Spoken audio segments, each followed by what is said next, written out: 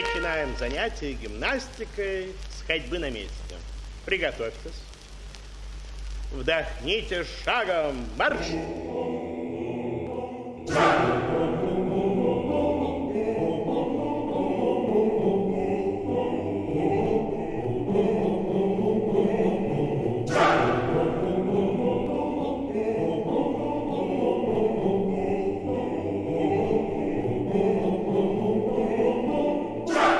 Si vous pensez que la moustache est le meilleur accessoire d'une Ferrari, c'est que vous êtes au bon endroit. Vous êtes sur It Is le podcast et je serai votre présentateur ce soir, je suis Spades. Et pour m'accompagner ce soir, il va y avoir donc Gizmo. Bonsoir à tous, ici Gizmo pour parler de la guerre froide. Wiz. Camarade Wiz, présent. Et ce gros capitaliste de Yetcha, bien sûr. Привет тебе, привет. Avec des Russes, ça va pas. Donc, comme vous l'aurez compris, aujourd'hui, on fait un spécial Poutine. Ou plutôt, on va parler de la guerre froide et de son influence sur la pop culture des années 80.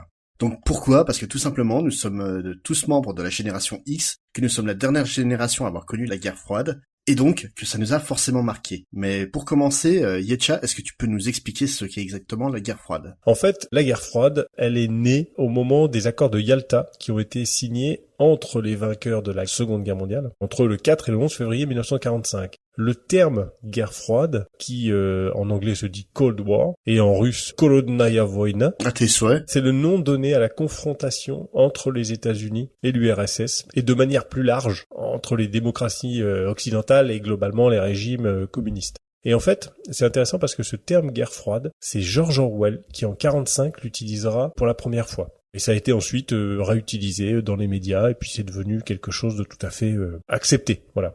Bon, faut quand même voir que les racines de la guerre froide, ça remonte à la révolution d'octobre de 1917, où naît l'Union soviétique.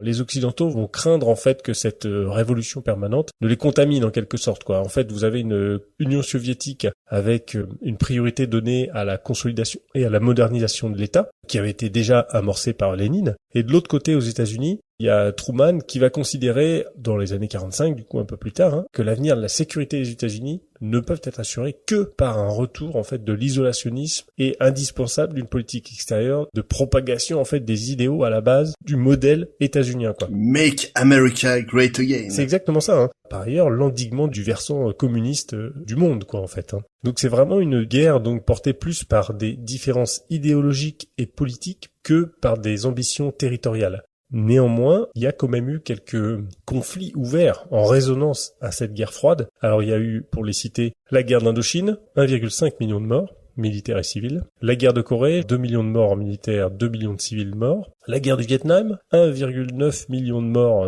militaires et civils mélangés. Et le génocide cambodgien, 1,7 million de morts civils, c'est-à-dire à peu près 1/5 de la population cambodgienne. Voilà, on est dans des situations où il y a toujours un affrontement, on va dire globalement communiste et démocratie. On peut dire ça comme ça, même si c'est pas vraiment ça, mais bon. Disons que c'est les forces de l'OTAN contre le bloc communiste. Pacte de Varsovie. Voilà, même s'il n'y a pas eu de guerre ouverte entre les États-Unis et l'Union soviétique, il y a eu quand même un paquet de millions de morts. Il y a quand même des événements qui ont cristallisé en fait la guerre froide. Le premier, ça va vous paraître un petit peu bizarre, mais c'est la fameuse affaire de Roswell, en juillet 47. Vous connaissez l'affaire de Roswell ? Fox Mulder, oui. X-Files, hein. Bien sûr, mais explique-la un peu à nos auditeurs quand même. Dans la presse, il est sorti quelque chose comme quoi il y aurait eu un vaisseau extraterrestre qui se serait écrasé aux États-Unis, et ça a fait vraiment les gros titres, et c'est à ce moment-là que le terme des soucoupes volantes est né. Cette affaire d'extraterrestres qui était censée envahir la Terre, ça faisait vraiment l'écho, une sorte de superposition entre la peur de l'extraterrestre qui vient envahir la Terre par rapport aux communistes, aux soviétiques qui va venir envahir l'esprit des bons États-Uniens bien gentils. Et ça a beaucoup marqué la culture pop de l'époque. On peut penser notamment au film The Blob, où en fait le blob qui phagocyte tout et qui agrègue tout est une représentation en fait du communisme dans l'esprit de son auteur. Complètement. On retrouve ça dans plein de choses, quoi.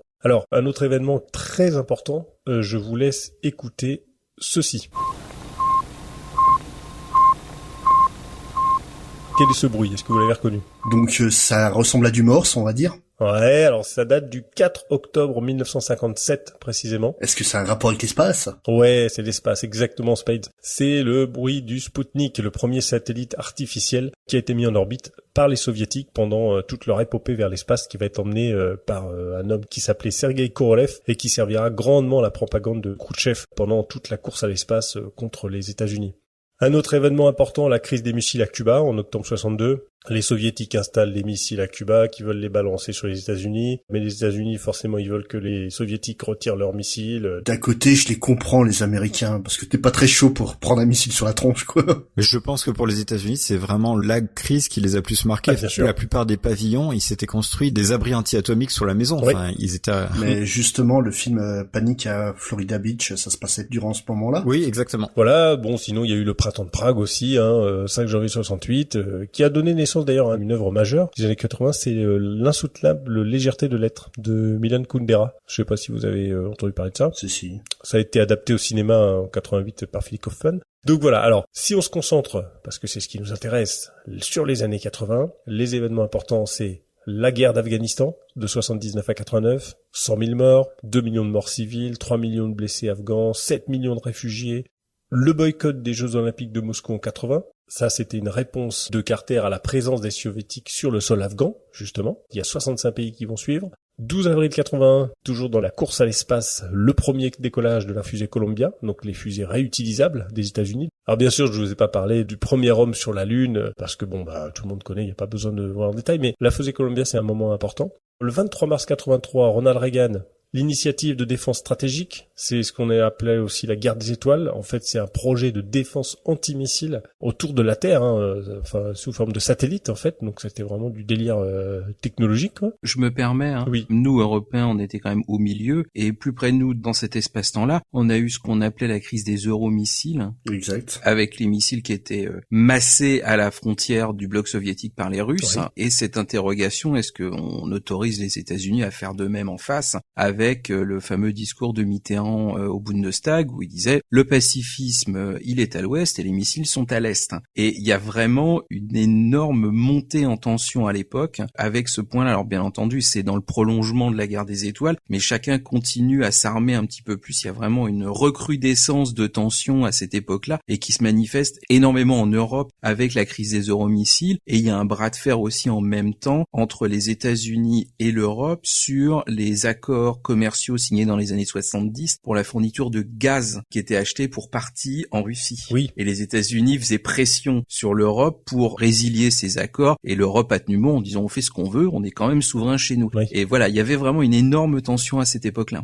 Ouais, c'est une bonne remarque que tu avances, sur cette crise et notamment sur le truc du gaz. Là, c'est vrai que c'est intéressant. C'est encore d'ailleurs un problème aujourd'hui. On n'en sort toujours pas. Exactement, c'est toujours le même problème. Donc, en 84, boycott des JO. Une réponse des soviétiques au boycott massif des occidentaux en 80. Il y a une quinzaine de pays qui suivront l'URSS, dont l'Afghanistan, c'est quand même à noter, alors qu'ils étaient envahis quand même par l'URSS. Bon, c'est un peu étonnant.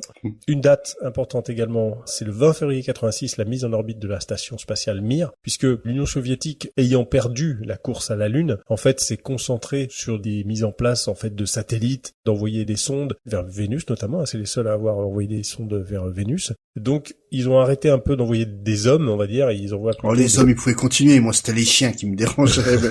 Mais voilà, ils vont reprendre un petit peu les explorations humaines avec la fameuse station spatiale Mir, le 20 février 86, qui sera mise en orbite. Qui a failli tous nous tuer, selon Paco Rabanne à l'époque. Oui, c'est vrai. Ouais, oui.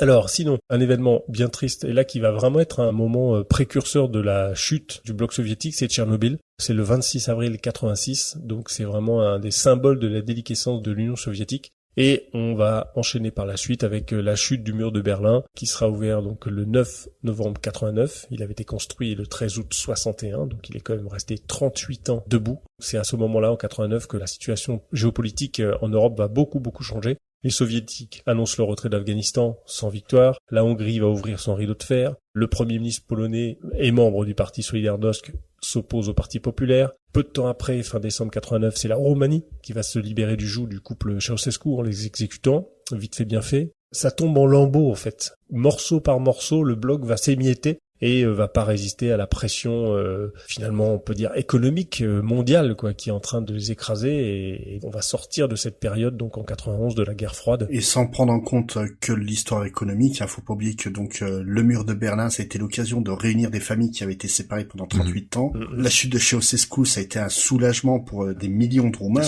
parce que c'était un dictateur qui était absolument atroce. Ça a vraiment été de la chute du bloc de l'Est, c'est vrai, mais aussi de beaucoup de dictatures. Voilà, et puis en 91, l'Union soviétique qui est dissous, puis plein de petites républiques vont naître un peu partout, hein. Et finalement, on fait 80's le podcast, mais on fait partie un peu de la dernière génération à avoir vraiment connu, entre guillemets, et être suffisamment grand pour réaliser ce que représentait la guerre froide, parce que les enfants de la fin des 80's et ceux des 90's n'ont clairement pas ce vécu que nous on a en étant nés dans les années plutôt 70 en fait. Et en plus, il me semble que t'en as pas parlé, mais en tant que Français, j'ai pas mal vu là aussi la guerre froide avec les essais nucléaires que faisait la France. Bien sûr. Parce que si on faisait des essais nucléaires, c'était quand même pas pour rien. Il y avait quand même un ennemi potentiel en face. Et je trouve que ces essais étaient quand même médiatisés avec Mururoa et tout ça. Et en plus, on a créé Godzilla, alors. Est-ce qu'on doit être fier de ça, sérieusement? On a contribué à un pan entier du cinéma international. Désolé. Voilà un petit peu pour donner quelques dates pour bien savoir de quoi nous parlions. Parce que ça peut être étrange pour les jeunes générations, mais ça nous a vraiment marqué à l'époque au niveau culturel. Absolument. Notamment dans la musique, on avait des chansons qui en parlaient de toutes les manières de la guerre froide. Et oui, justement, t'as étudié un peu le sujet. Alors j'ai étudié un peu le sujet et en fait, quand j'ai commencé à travailler là-dessus, c'est qu'en fait, il me venait rien en tête. J'avais une chanson, alors je pense que c'est celle qu'on partage tous, mais sortie de ça, en fait, il y avait rien qui me venait spontanément. Moi, c'était Russians de Sting. Ouais, pareil. Bah moi, je sais pas trop non plus. C'est plutôt Russians également. J'en ai pas d'autres en particulier. Ouais. Moi, c'est Genesis, Land of Confusion, notamment, qui me venait beaucoup en tête. Voilà, enfin, on n'a pas de quoi remplir une méga compile en 3 CD. Retrouve la guerre froide chez toi sur ta chaîne. You. Le meilleur du best-of de la guerre froide. Et ben, en fait, en fouillant un peu, je me suis rendu compte de pourquoi j'avais pas plus de choses qui me venaient spontanément en tête. Eh ben, c'est parce qu'il y a pas grand-chose. Je commence tout de suite avec un petit exemple qui est assez rigolo on a essayé d'utiliser la musique comme arme de propagande, mais même là, c'est tombé un peu à plat. Le premier exemple que j'ai trouvé, il est à l'Est. Ça se passe en 1985 et c'est la jeunesse communiste d'Ukraine qui établit pour les responsables de boîtes de nuit une liste de groupes de rock occidentaux considérés comme idéologiquement pernicieux. Subversif. Comme ça, le dirigeant de boîte de nuit, il sait ce qu'il risque et il sait quels sont les dangers et qu'est-ce qu'éventuellement il vaudrait mieux pas qu'il passe. Alors il y a toute une liste dans le document de groupe avec pourquoi il faut pas l'écouter. Alors j'en ai sorti quelques-uns. Voilà, il y a les Sex Pistols par exemple parce que c'est punk et que c'est violent. Iron Maiden parce que c'est violent et que ça véhicule de l'obscurantisme religieux. Talking Heads parce que ça véhicule le mythe de la menace militaire soviétique. J'avoue que j'ai réécouté et je ne trouve pas où. Tina Turner parce que sexe et Julio Iglesias parce que c'est néofasciste. Hein? Oh la vache. Celle-là est quand même très forte. On va loin quand même. On va super. Vous les femmes, c'est néofasciste. C'était un rebelle en fait, on savait pas.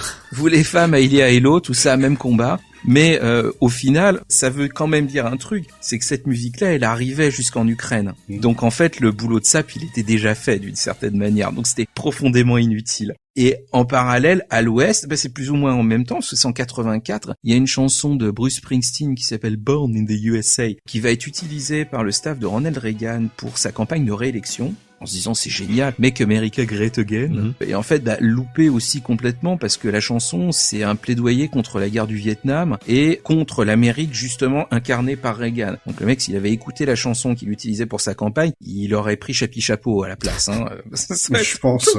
J'ai pas trouvé d'autres exemples 80s de relations entre musique et propagande. Donc c'est vraiment, il n'y a pas grand chose.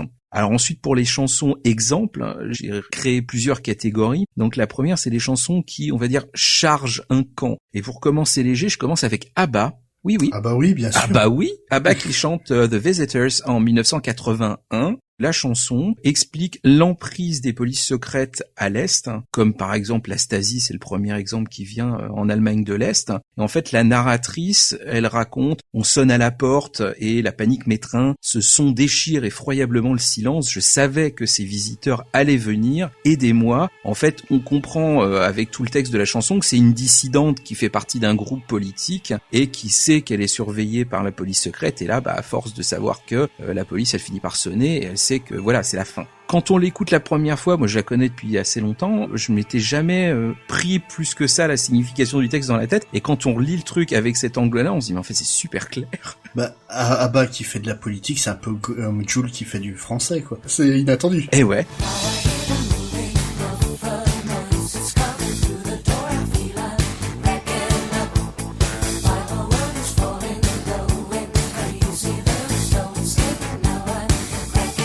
Alors, à l'opposé total, pour le coup, on a les Clash, toujours en 81, avec Washington Bullets.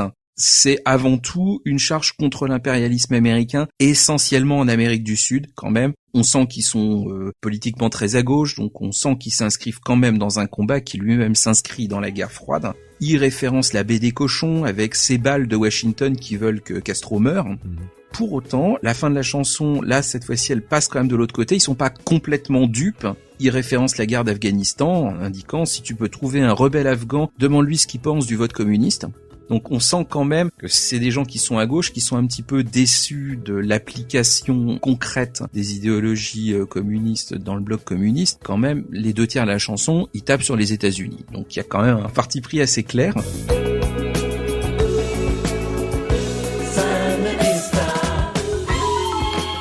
Et puis en France, au milieu de tout ça, on a Jean Ferrat qui chante le bilan en 1980. Et en 1980, il fait écho au fameux bilan globalement positif de Georges Marchais. Après Solzhenitsyn, le printemps de Prague et tout. Enfin bon... C'est pas grave, c'est un détail. Et en fait, Ferrat, ça faisait 4 ou 5 ans qu'il faisait plus rien. Là, il est un peu sorti de sa réserve en quand même compagnon de route historique du Parti communiste. Et il met dans la balance les millions, je cite, les millions de morts qui forment le passif. Lui non plus, il n'est pas complètement dupe, en rappelant que cette chanson-là et cette charge-là vraiment assez violente contre le dévoiement de l'idéologie communiste, il le fait quand même toujours. Au nom de l'idéal qui nous faisait combattre et qui nous pousse encore à nous battre aujourd'hui. Alors ensuite, on a l'affrontement. Les deux blocs qui se tapent sur la tête. Et la première, c'est celle que vous avez globalement tous citée, c'est Russians de Sting en 1985. Je crois que c'est vraiment la chanson qui résume le mieux l'époque. Je sais pas ce que vous en pensez, mais...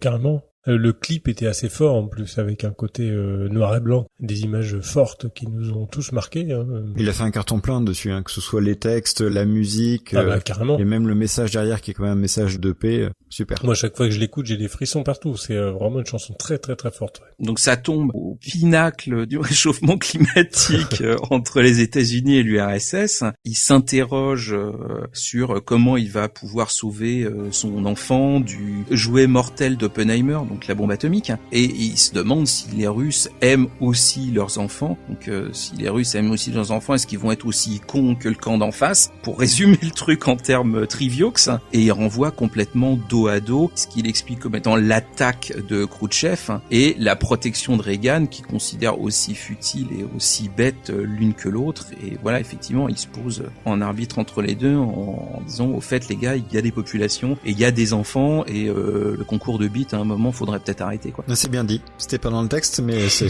C'était pas dans le texte, mais ça marche bien aussi. C'est des contests have to stop. C'est violent, donc il faut aussi mettre un petit peu de poète-poète, parce que sinon ça devient trop sérieux. Donc voilà, ça résume vraiment bien l'atmosphère extrêmement pesante à l'époque.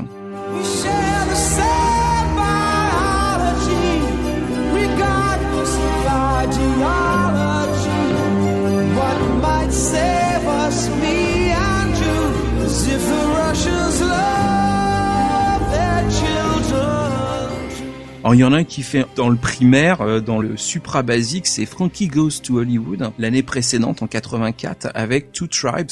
Eux, ils s'embarrassent pas. Sur la pochette, on a Lénine d'un côté, Reagan et Thatcher de l'autre. D'ailleurs, même sur le macaron du vinyle, il y a Lénine sur la première face et il y a Reagan sur la deuxième face. Et les visages sont posés de telle manière que le trou au milieu du vinyle, ça fasse comme un trou de balle.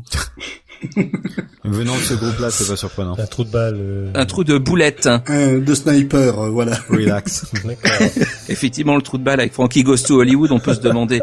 Et alors, même sur le clip, c'est des clones de Reagan et de Tchernyenko, c'était juste avant Gorbatchev, qui se tapent sur la tête dans une espèce d'arène rudimentaire, un peu dôme du tonnerre, machin. Et ils se tapent sur la tronche, mais un peu à la manière des deux pétasses de Dynastie, quoi, à coups de sac à main. Ils se griffent, ils se mordent, ils se font des doigts d'honneur. Enfin, c'est pas du combat à la loyale, quoi.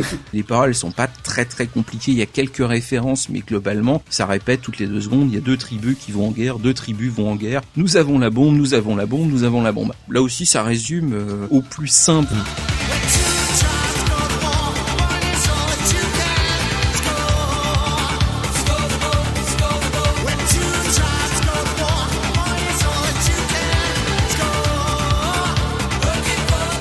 Et pour finir avec la France de nouveau, merci à monsieur Spades qui nous a exhumé. Pourtant, je les aime beaucoup, mais je connaissais pas la chanson. Le Martin Circus. Ah, Martin Circus. Avec la chanson USSR USA, c'est en 1980. Donc il constate aussi qu'il se tape sur la gueule et USA faudrait cesser de jouer au con.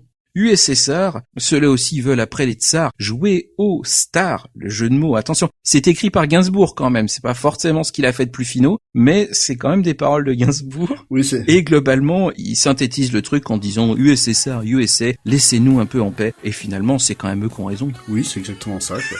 C'est assez rigolo, mais je ne connaissais pas la chanson. Non, moi non plus. Hein. Mais je l'ai découvert par accident lors de mes recherches pour cet épisode, quoi. Mais totalement par accident. C'est une jolie pioche parce que vraiment, j'ai pas trouvé beaucoup de chansons qui soient pour le coup légères sur cette thématique-là. Donc c'est cool, quoi, d'avoir quelque chose qui balance un petit peu.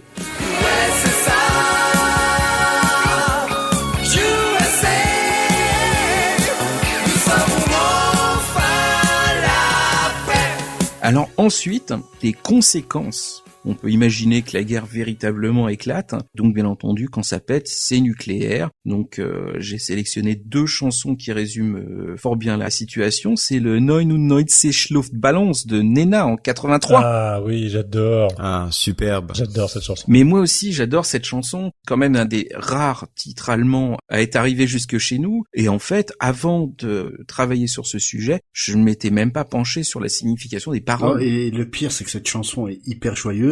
Complètement. Son tempo, son rythme. Et ça fait un peu comme Enola Gay, la chanson de Exactement. MC, qui est sur le bombardement d'Hiroshima, quoi. C'est une chanson qui est hyper joyeuse dans son style et des paroles hyper profondes, quoi. Bah c'est ça, en fait, l'histoire, c'est 99 ballons qui volent et qui sont interceptés par un camp qui considère que c'est un danger et qui commence à envoyer des avions pour détruire ces ballons et fatalement le camp d'en face, il se sent attaqué et fatalement le truc monte et 99 ministres de la guerre appelèrent à la guerre et en fin de compte, 99 années de guerre n'ont désigné aucun vainqueur. Aujourd'hui, je fais mes rondes, je vois que le monde est en ruine, j'ai trouvé un ballon, je pense à toi et je le laisse s'envoler. Ah bah écoute, j'avais jamais non plus lu les paroles. Je savais pas du tout que c'était lié à la dénonciation de la guerre froide, quoi. Ah ouais, mais ça a été une grosse surprise. À la limite, il y a quand même une dose d'espoir parce qu'elle imagine qu'après l'hiver nucléaire, il y aura un printemps. Un printemps de Prague. Un printemps de Prague, c'est ça. En fait, c'est comme pour Russians, c'est à plaidoyer non pas pour la génération qui a vécu la guerre froide à l'époque, mais pour l'avenir, pour nous, quoi, quasiment, qui étions enfants à l'époque. C'est Complètement. vraiment, ils veulent que la situation se calme pour que nous, on puisse vivre en paix, quoi. C'était joli quand même, comme démarche.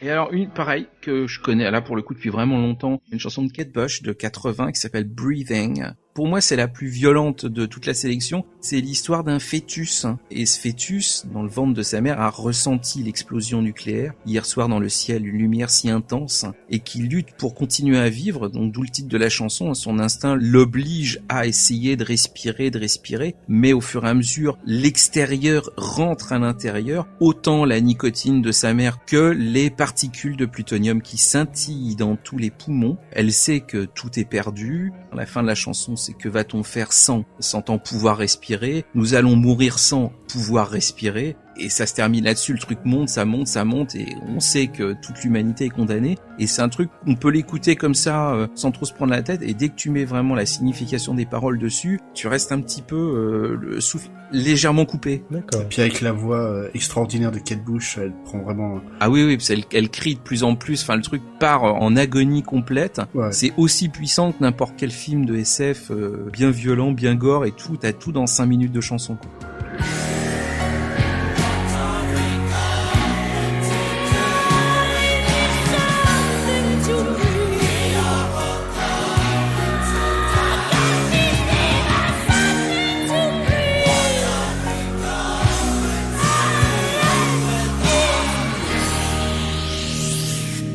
un petit détour par Berlin.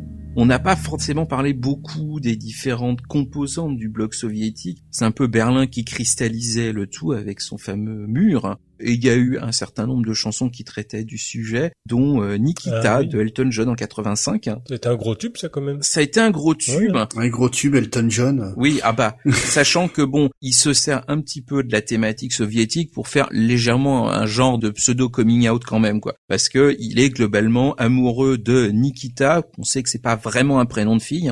Ah bah je sais pas. Bah Nikita Khrouchtchev. C'est vrai qu'il y a Nikita Khrouchtchev, ouais. Mais il y a Nikita de Luc Besson, ouais, alors je sais pas. Ouais, mais Nikita de Luc Besson, c'est lui qui a tort. Nikita, en fait, c'est la version russe de Nicolas. C'est pas la première fois qu'il se trompe dans un script. Hein. Donc il pense très très fort à ce Nikita qu'il a vu dans son petit coin du monde et qui ne verra jamais le monde extérieur. Tu ne sauras jamais rien de mon monde, my home. Il l'a vu près du mur, face à 10 de leurs soldats de plomb alignés, le regard comme de la glace en feu. Donc il aborde de cette manière-là, un petit peu légère, la thématique de toutes ces familles et tous ces couples qui ont été séparés par le mur de Berlin et qui... J'ai dû complètement planer, j'ai jamais fait l'association entre le mur de Berlin et cette chanson. Ah moi non plus. Pourtant je l'ai écouté, hein. Quand tu commences à chercher, tu te rends compte qu'il n'y a pas grand-chose sur le sujet, mais qu'en fait les chansons que tu vois arriver, c'est que des chansons que t'avais pas vu arriver en fait. Mais c'est ça qui est intéressant justement dans cette partie-là que tu nous fais. Oui, on découvre plein de trucs et plein de messages qu'on ne connaissait pas parce que soit on maîtrisait pas l'anglais. Alors si on ne maîtrisait pas, on n'avait pas non plus cherché de traduction ou autre dans OK Podium et autres magazines de jeunes de l'époque. C'est ça. Donc c'est vrai que je découvre complètement des chansons que j'ai écoutées, réécoutées. Je savais pas du tout qu'il y avait un message si fort derrière, quoi. Sachant que bon, effectivement, même si tu comprends le texte, c'est généralement passé via métaphore, image, machin truc, qui fait que oui, ça rend sûr, encore plus compliqué forcément quand t'as 10 piges de faire l'analyse en disant oui, alors bon, il est en train de faire machin, tout ça, bon. Ça passe légèrement au-dessus des oreilles. Bon, tu me resserres un coca? C'est un peu ça. Vas-y, remets la face A.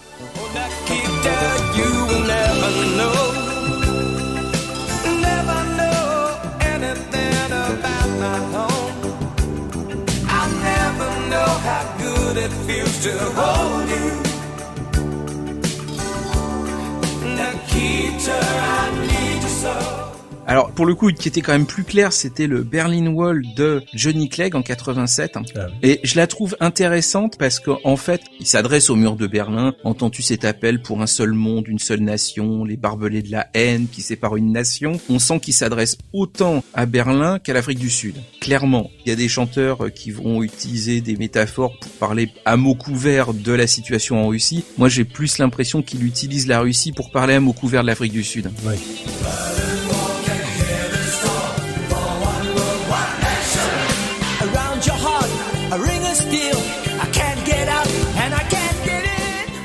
Et puis avec tout ça, écoute, comme tu disais tout à l'heure, le mur est tombé. Et de la même manière qu'on a Sting qui symbolise mieux que n'importe qui vraiment l'affrontement et la résurgence de cet antagonisme au plus fort des années 80, l'effondrement du bloc, c'est Wind of Change des Scorpions en 90. Ah, magnifique. Bon ça. Moi, j'ai jamais été très très fan de Scorpions. Ah, ils sont passés à mais Dijon, cette c'était super. chanson-là, elle est géniale. Mais faut reconnaître que c'est un classique. Qu'on aime ou pas. Ça Voilà. reste effectivement un classique, donc je n'avais pas non plus pris le temps d'écouter et de lire les paroles parce que je pensais que c'était un truc qui parlait du mur de Berlin, alors qu'il n'est pas du tout question du mur de Berlin dans cette chanson. Alors que c'est un groupe allemand, ils auraient pu, mais en fait, les paroles de la chanson, en fait, il est à Moscou parce que en 89, il participait avec son groupe à un festival de métal en fait qui avait été mis sur pied à Moscou pour des groupes de métal occidentaux pour la plupart. Et en fait, c'est les réminiscences de ce voyage-là où il explique qu'il longe la Moscova vers le parc Gorky en écoutant le vent du changement et tout ça à la lumière des événements qui ont eu lieu depuis, en particulier la chute du mur de Berlin. Mais effectivement, cette chanson symbolise mieux que n'importe quelle autre cette espèce de vent de changement et de fin de l'histoire d'une certaine manière qui a été théorisée par certains historiens qui se sont dit bah c'est fini.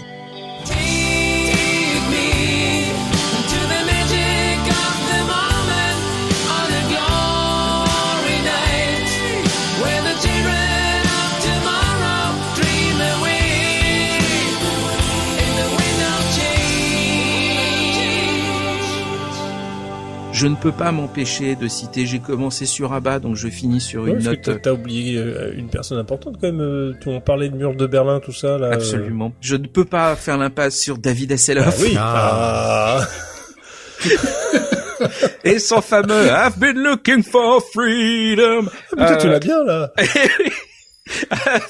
avec sa veste en cuir sponsorisée par EDF, qui est absolument génial. Et il aurait pu jouer dans Running Man. Et sans déconner, vous imaginez pas la popularité qu'il a eu en Allemagne, hein, et qu'il a toujours. Ah bah j'imagine. Moi, ce que j'essaie d'imaginer, c'est le pauvre Allemand de l'Est qui enlève des briques, qui voit David Hasselhoff qui remet la brique.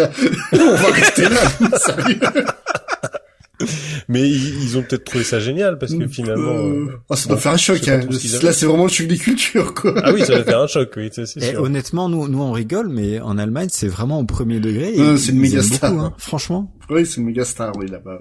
Et pour ceux qui n'ont pas vu le clip, il doit pas y en avoir beaucoup, mais allez voir parce que franchement, tu regardes, ça fait ta journée, c'est un bonheur. Ah oui, c'est sûr.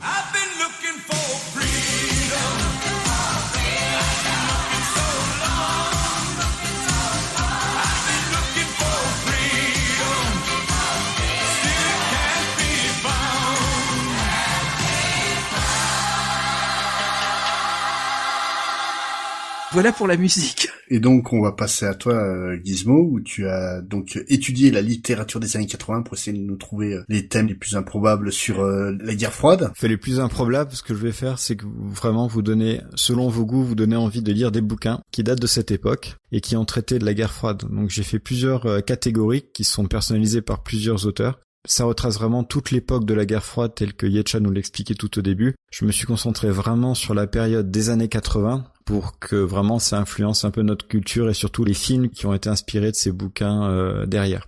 Je vais commencer par le premier, John le Carré, un auteur britannique. Son vrai nom c'est David Cornwell. Il a la particularité d'avoir travaillé pour le MI5 et le MI6. Donc c'est un vrai agent secret britannique qui a écrit du coup des bouquins sur l'espionnage, mais tous ces bouquins sonnent vraiment le vécu. De tous ceux que je vais vous citer, c'est les bouquins qui sont, on va dire, les plus difficiles à lire, parce que ils nous emmènent vraiment dans tout ce qui va être magouille, espionnage, contre-espionnage. Pour ceux qui aiment vraiment le côté historique et ultra réaliste, c'est un régal de lire ces livres. Ceux qui sont vraiment passionnés d'histoire, jetez-vous dessus, ça vous montre vraiment comment étaient organisés les services d'espionnage par quelqu'un qui l'a réellement vécu. Je pourrais citer 3 livres. Je vais faire une petite entorse à la règle puisque le plus connu qu'il a écrit ne date pas des années 80 et c'est celui qui fait référence, c'est L'espion qui venait du froid. Il date de 1963 et il a été adapté au cinéma avec Richard Burton dans le rôle titre. C'est un film qui traite des services britanniques qui tentent de déstabiliser un grand ponte de l'Allemagne de l'Est pour protéger un agent qui est infiltré sur place. C'est son bouquin référence. C'est un grand classique. C'est un très grand classique. Le film est pas excellent, mais le bouquin est vraiment bien. Deuxième bouquin, par contre celui-là je l'ai pas lu, qui date des années 80, qui s'appelle Un pur espion. Toujours pareil dans cette histoire d'espionnage et agent double avec un agent britannique qui fait semblant de quitter son service pour pouvoir mener une enquête et enquêter lui-même sur son propre passé et son père. Et le plus connu sinon des années 80 parce qu'il a donné un film qui est pas mal du tout qui s'appelle La Maison Russie, qui est avec Sean Connery et Michelle Pfeiffer dans le rôle titre. Ce film se passe à Moscou et en gros vous avez Sean Connery qui récupère le manuscrit qui contient des informations ultra stratégiques qui risquent de bouleverser le cours de la guerre froide et il va devoir s'allier avec une Russe pour retrouver quel est l'auteur réel de ce manuscrit. Donc c'est un bon film d'espionnage, il est plus rythmé que le premier film que je vous ai cité. Il y a du suspense, par contre, c'est ce qui fait partie un peu de la patte de cet auteur, John le Carré. C'est pas un gros film d'action, donc vous attendez pas du tout à Jason Bourne pour ce genre de film. C'est vraiment de l'espionnage pur et dur. Mais par contre, ça a vraiment le mérite d'être très réaliste et de vous montrer comment fonctionnait la Russie à cette époque. Ensuite, deuxième auteur que j'aime vraiment beaucoup, et là par contre tout public, donc vous pouvez vous jeter dessus, et c'est Martin Cruz-Smith, qui a fait toute une série de bouquins qui se passent en Russie avec un héros principal qui s'appelle Arkady Renko. Donc je sais pas si vous le connaissez celui-là. Que non. C'est pas vraiment des romans d'espionnage à échelle internationale, c'est vraiment en Russie et ça permettait surtout dans les années 80 de se projeter sur éventuellement ce que serait la vie en Russie de l'autre côté du mur. Et en plus, forcément, on s'attache à un héros principal qui lui est aussi russe, mais qui est un peu un rebelle. Et donc, finalement, ça montre aussi que tous les Russes ne sont pas dans le même camp et il peut y avoir des gens qui sont contre le système. Des traîtres. Des traîtres, exactement. Et le livre et film le plus connu, normalement, vous devez le connaître, au moins de nom, c'est Gorky Park. Ah oui, oui. Je connais. Donc Gorky Park 1981, donc l'enquête d'Arkady Renko. Et là, ce flic un peu rebelle se retrouve confié une enquête qu'il n'a pas demandé. Il se rend compte que c'est le KGB qui lui a mis sur les bras un meurtre qui a lieu sur ce fameux parc Gorky de Moscou. Et plus il va enquêter, plus il va se rendre compte que c'est une espèce de machination qui va toucher les membres de l'État.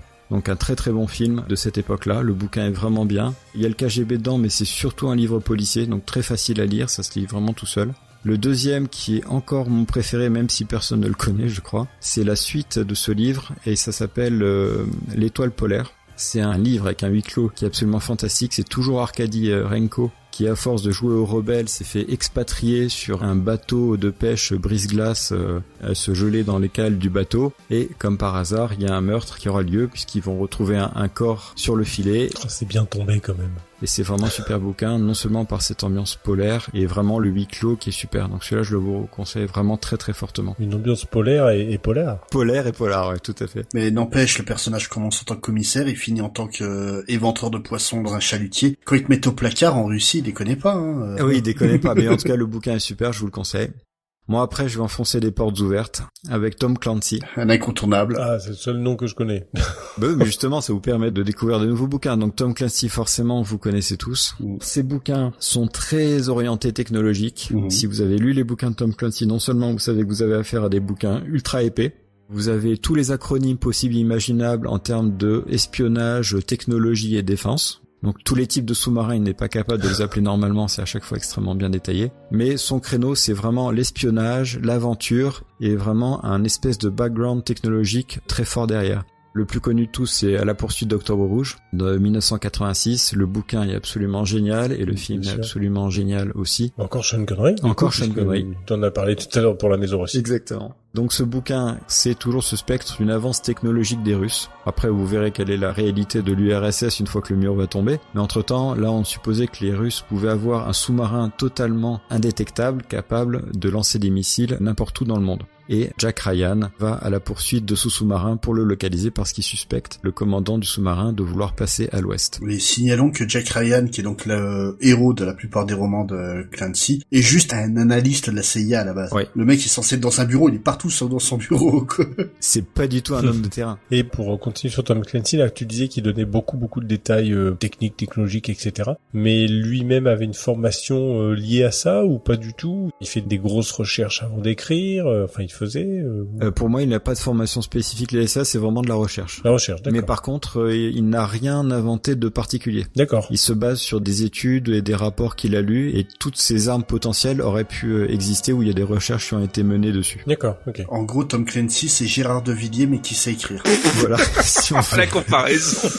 Oula, C'est oui, pas c'est très bizarre flatteur. comme comparaison. Ah bah, SAS, quand même, c'est culte. Non, pas Philippe, hein. SAS, SAS. Non, mais j'ai bien compris. Il y a moins de sexe dans Tom Clancy. Et le deuxième livre que je vous conseillerais, c'est Le Cardinal du Kremlin, qui n'a pas été adapté en film. Je ne sais pas pourquoi. Le bouquin est très bien. Il vaut peut-être pas Octobre Rouge, mais il est pas mal du tout. Et là, on fait directement référence à ce que Yetcha nous a dit juste avant, puisqu'on est en train de parler de la guerre des étoiles, avec la possibilité d'aller shooter à distance les missiles qui pourraient être envoyés par un clan ou l'autre. Et là, encore une fois, Tom Clancy suspecte les Russes d'être beaucoup plus en avance que les Américains sur ce programme guerre des étoiles, et d'avoir mis au point une technologie laser étant capable d'intercepter les missiles. Et Jack Ryan, encore une fois, qui n'a rien d'un agent de terrain, va aller enquêter pour résoudre cette affaire. C'est fou quand même cette peur de l'autre qui est en avance par rapport à soi-même. Ça marche dans un sens comme dans l'autre, hein. On croit toujours que les autres sont super en avance, etc. Enfin, je trouve que c'est vraiment très très marqué dans cette guerre froide avec les États-Unis qui croient toujours que les Soviétiques sont en avance sur ci, sur ça. Alors c'est vrai qu'ils ont fait quelques trucs, notamment par rapport à l'espace, hein. C'est sûr, ils ont fait des choses un peu avant les États-Unis, mais bon, globalement, ils étaient quand même un peu dans le même tempo. Mais je trouve qu'on retrouve des choses comme ça aujourd'hui, hein,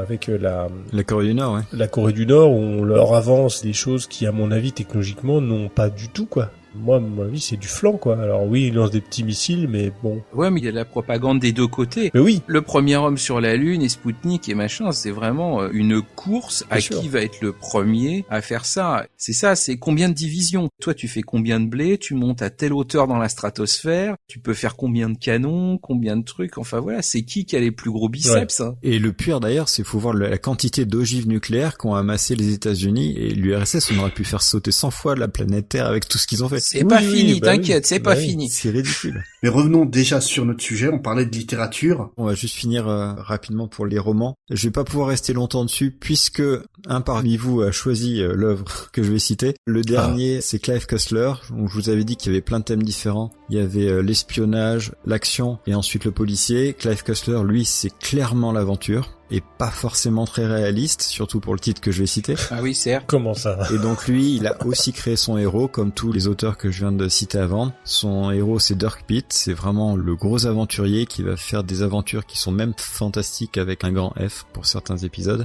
Et il a dans cette série écrit un bouquin qui traite de la guerre froide, qui est Raise the Titanic, donc renflouer le Titanic, puisque à l'époque, bien sûr, on ne savait pas que le Titanic s'était coupé en deux, donc on a une bonne idée de le renflouer. C'est un livre important de cette époque, c'est une des grandes aventures de Dirk Pitt, et ça fait partie aussi de la culture des années 80. Un bon livre à lire, même si aujourd'hui on peut sourire quand on voit le livre. En autre production, alors on a évoqué le fait qu'il y ait des comics ou des bandes dessinées sur la guerre froide, et là je vais un peu paraphraser Wiz, puisque, il y en a pas. Bah si, mais continue, je te corrigerai après.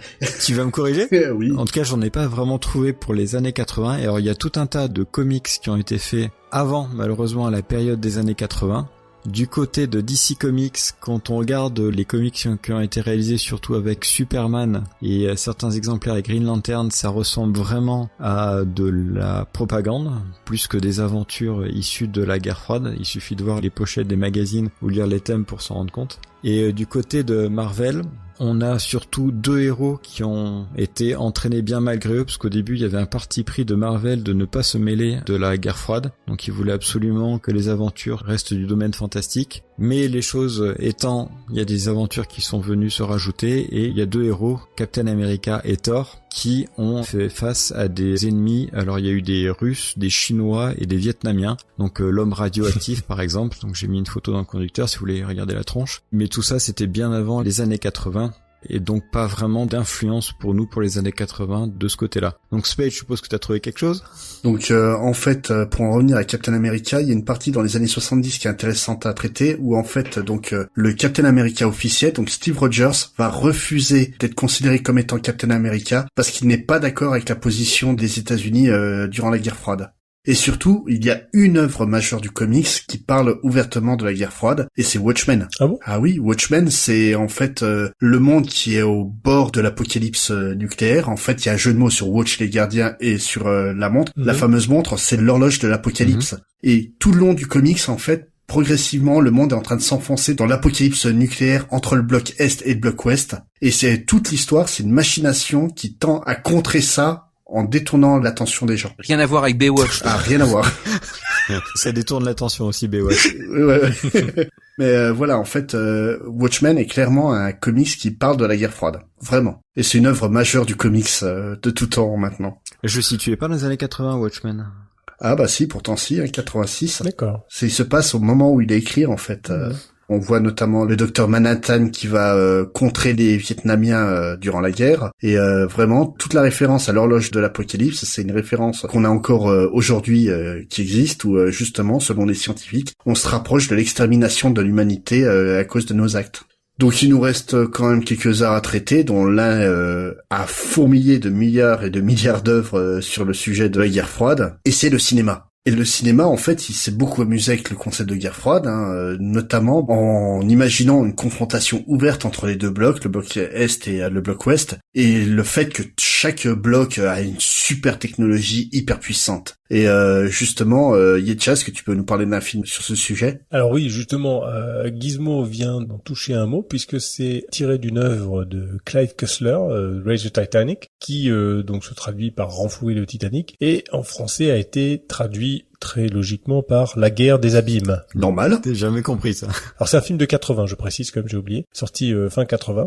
L'affiche, regardez-la, hein, cher auditeur, La Guerre des Abîmes, vous trouvez l'affiche, c'est Star Wars. Mais c'est marrant que tu parles de l'affiche. Oui. Parce que justement, je me souviens de la VHS de mon père. J'avais vu le truc, je dis putain, La Guerre des Étoiles, Ah oui, sous bah l'eau, oui. c'est excellent. Ah bah oui. Le film est excellent, mais quand je l'ai vu, je dis mais c'est quoi cette connerie?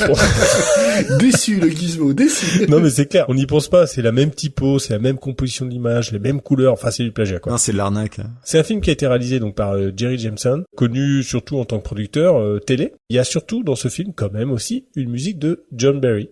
Le pitch, c'est que les États-Unis, sur fond de guerre froide, veulent tenter de récupérer l'épave du paquebot Titanic, suspecté de renfermer un métal rare et précieux. Le film a eu un gros budget et une grosse distribution. Il y a Jason Robards, Richard Jordan, Emmett Walsh et Alec Guinness. Bah, Alec Guinness, c'est pas Obi-Wan Kenobi. Ah oui, c'est ça. Donc encore une copie de Star Wars, hein. Et peut-être que c'est pour ça qu'ils l'ont pris, c'est pas impossible. Le film devient cependant célèbre pour être un des plus grands échecs de l'histoire du cinéma. Alors le public est pas au rendez-vous, la critique le défonce, il remporte plusieurs Razzie Awards, notamment celui du pire film et du pire scénario, et même un des soutiens financiers, c'est rigolo. Il déclare qu'il aurait coûté moins cher de vider l'Atlantique pour récupérer le Titanic. Néanmoins, derrière sa médiocrité, par rapport à sa place dans la guerre froide, en fait, la situation est intéressante parce que elle est assez proche de celle qui s'est passée réellement pour la vraie découverte de l'épave du Titanic 5 ans plus tard. Parce que là, on parle de 1980, donc 5 ans plus tard, l'épave va être trouvée. À savoir, donc, l'utilisation des fonds de l'armée états-unienne afin de récupérer des sous-marins nucléaires qui avaient sombré proche de la zone du Titanic, bon, ce qu'ils ne savaient pas. Et ils ont finalement accédé au Titanic lui-même. Donc, c'est intéressant par son contexte, en fait, de tension géopolitique et de recherche de ressources pour mieux faire la guerre, en fait. Mais toi, t'as vraiment pas aimé le film? J'ai pas détesté parce qu'il y a des choses. Parce qu'il est sympa, hein. Non, il y a des choses qui sont pas mal. Bon, la critique a peut-être été un petit peu dure à l'époque, mais ça vaut le coup de le voir parce que il y a des bonnes choses. Et comme je dis, par rapport à son contexte géopolitique, de tension, etc., c'est assez intéressant. Non, faut le voir. C'est un film à découvrir. Mais Gizmo, tu veux nous parler d'un navigateur internet, à ce que j'ai compris? Voilà. Quelle blague. Pourquoi il va parler de Chrome? Je comprends rien, moi. Quand on regarde l'affiche de La Guerre des Abîmes, il y a à peu près le même symptôme avec le film que je vais vous décrire, qui est Firefox, avec Clint Eastwood. The plane, Firefox, the most devastating killing machine ever built. Clint Eastwood in one of the most incredible undercover operations in history, Firefox. Donc c'est un film réalisé, produit, interprété par Clint Eastwood, donc il a absolument tout fait. Il a réalisé ce film d'espionnage, d'action et de guerre en 1982. Le pitch du film, c'est Clint Eastwood qui interprète le rôle de Mitchell Grant, qui est un pilote chargé de s'introduire en URSS pour dérober un avion ultra futuriste, furtif, développé par les Russes. Quelle est vraiment la qualité du film? Et c'est là où on revient sur l'affiche, parce que si vous regardez l'affiche que tout le monde connaît d'ailleurs, avec Clint Eastwood en tenue, avec le superbe avion classe. derrière, ultra moderne, etc., où on s'attend vraiment à la guerre des étoiles. C'est Quoi. pas faux. On dit que ça va tirer de tous les côtés. Ce film n'est absolument pas comme ça. 3/4 du film, c'est du John le Carré, et le dernier quart, c'est du Octobre Rouge. On tourne en rond, quoi. Oh la vache. C'est du haut niveau, c'est ça.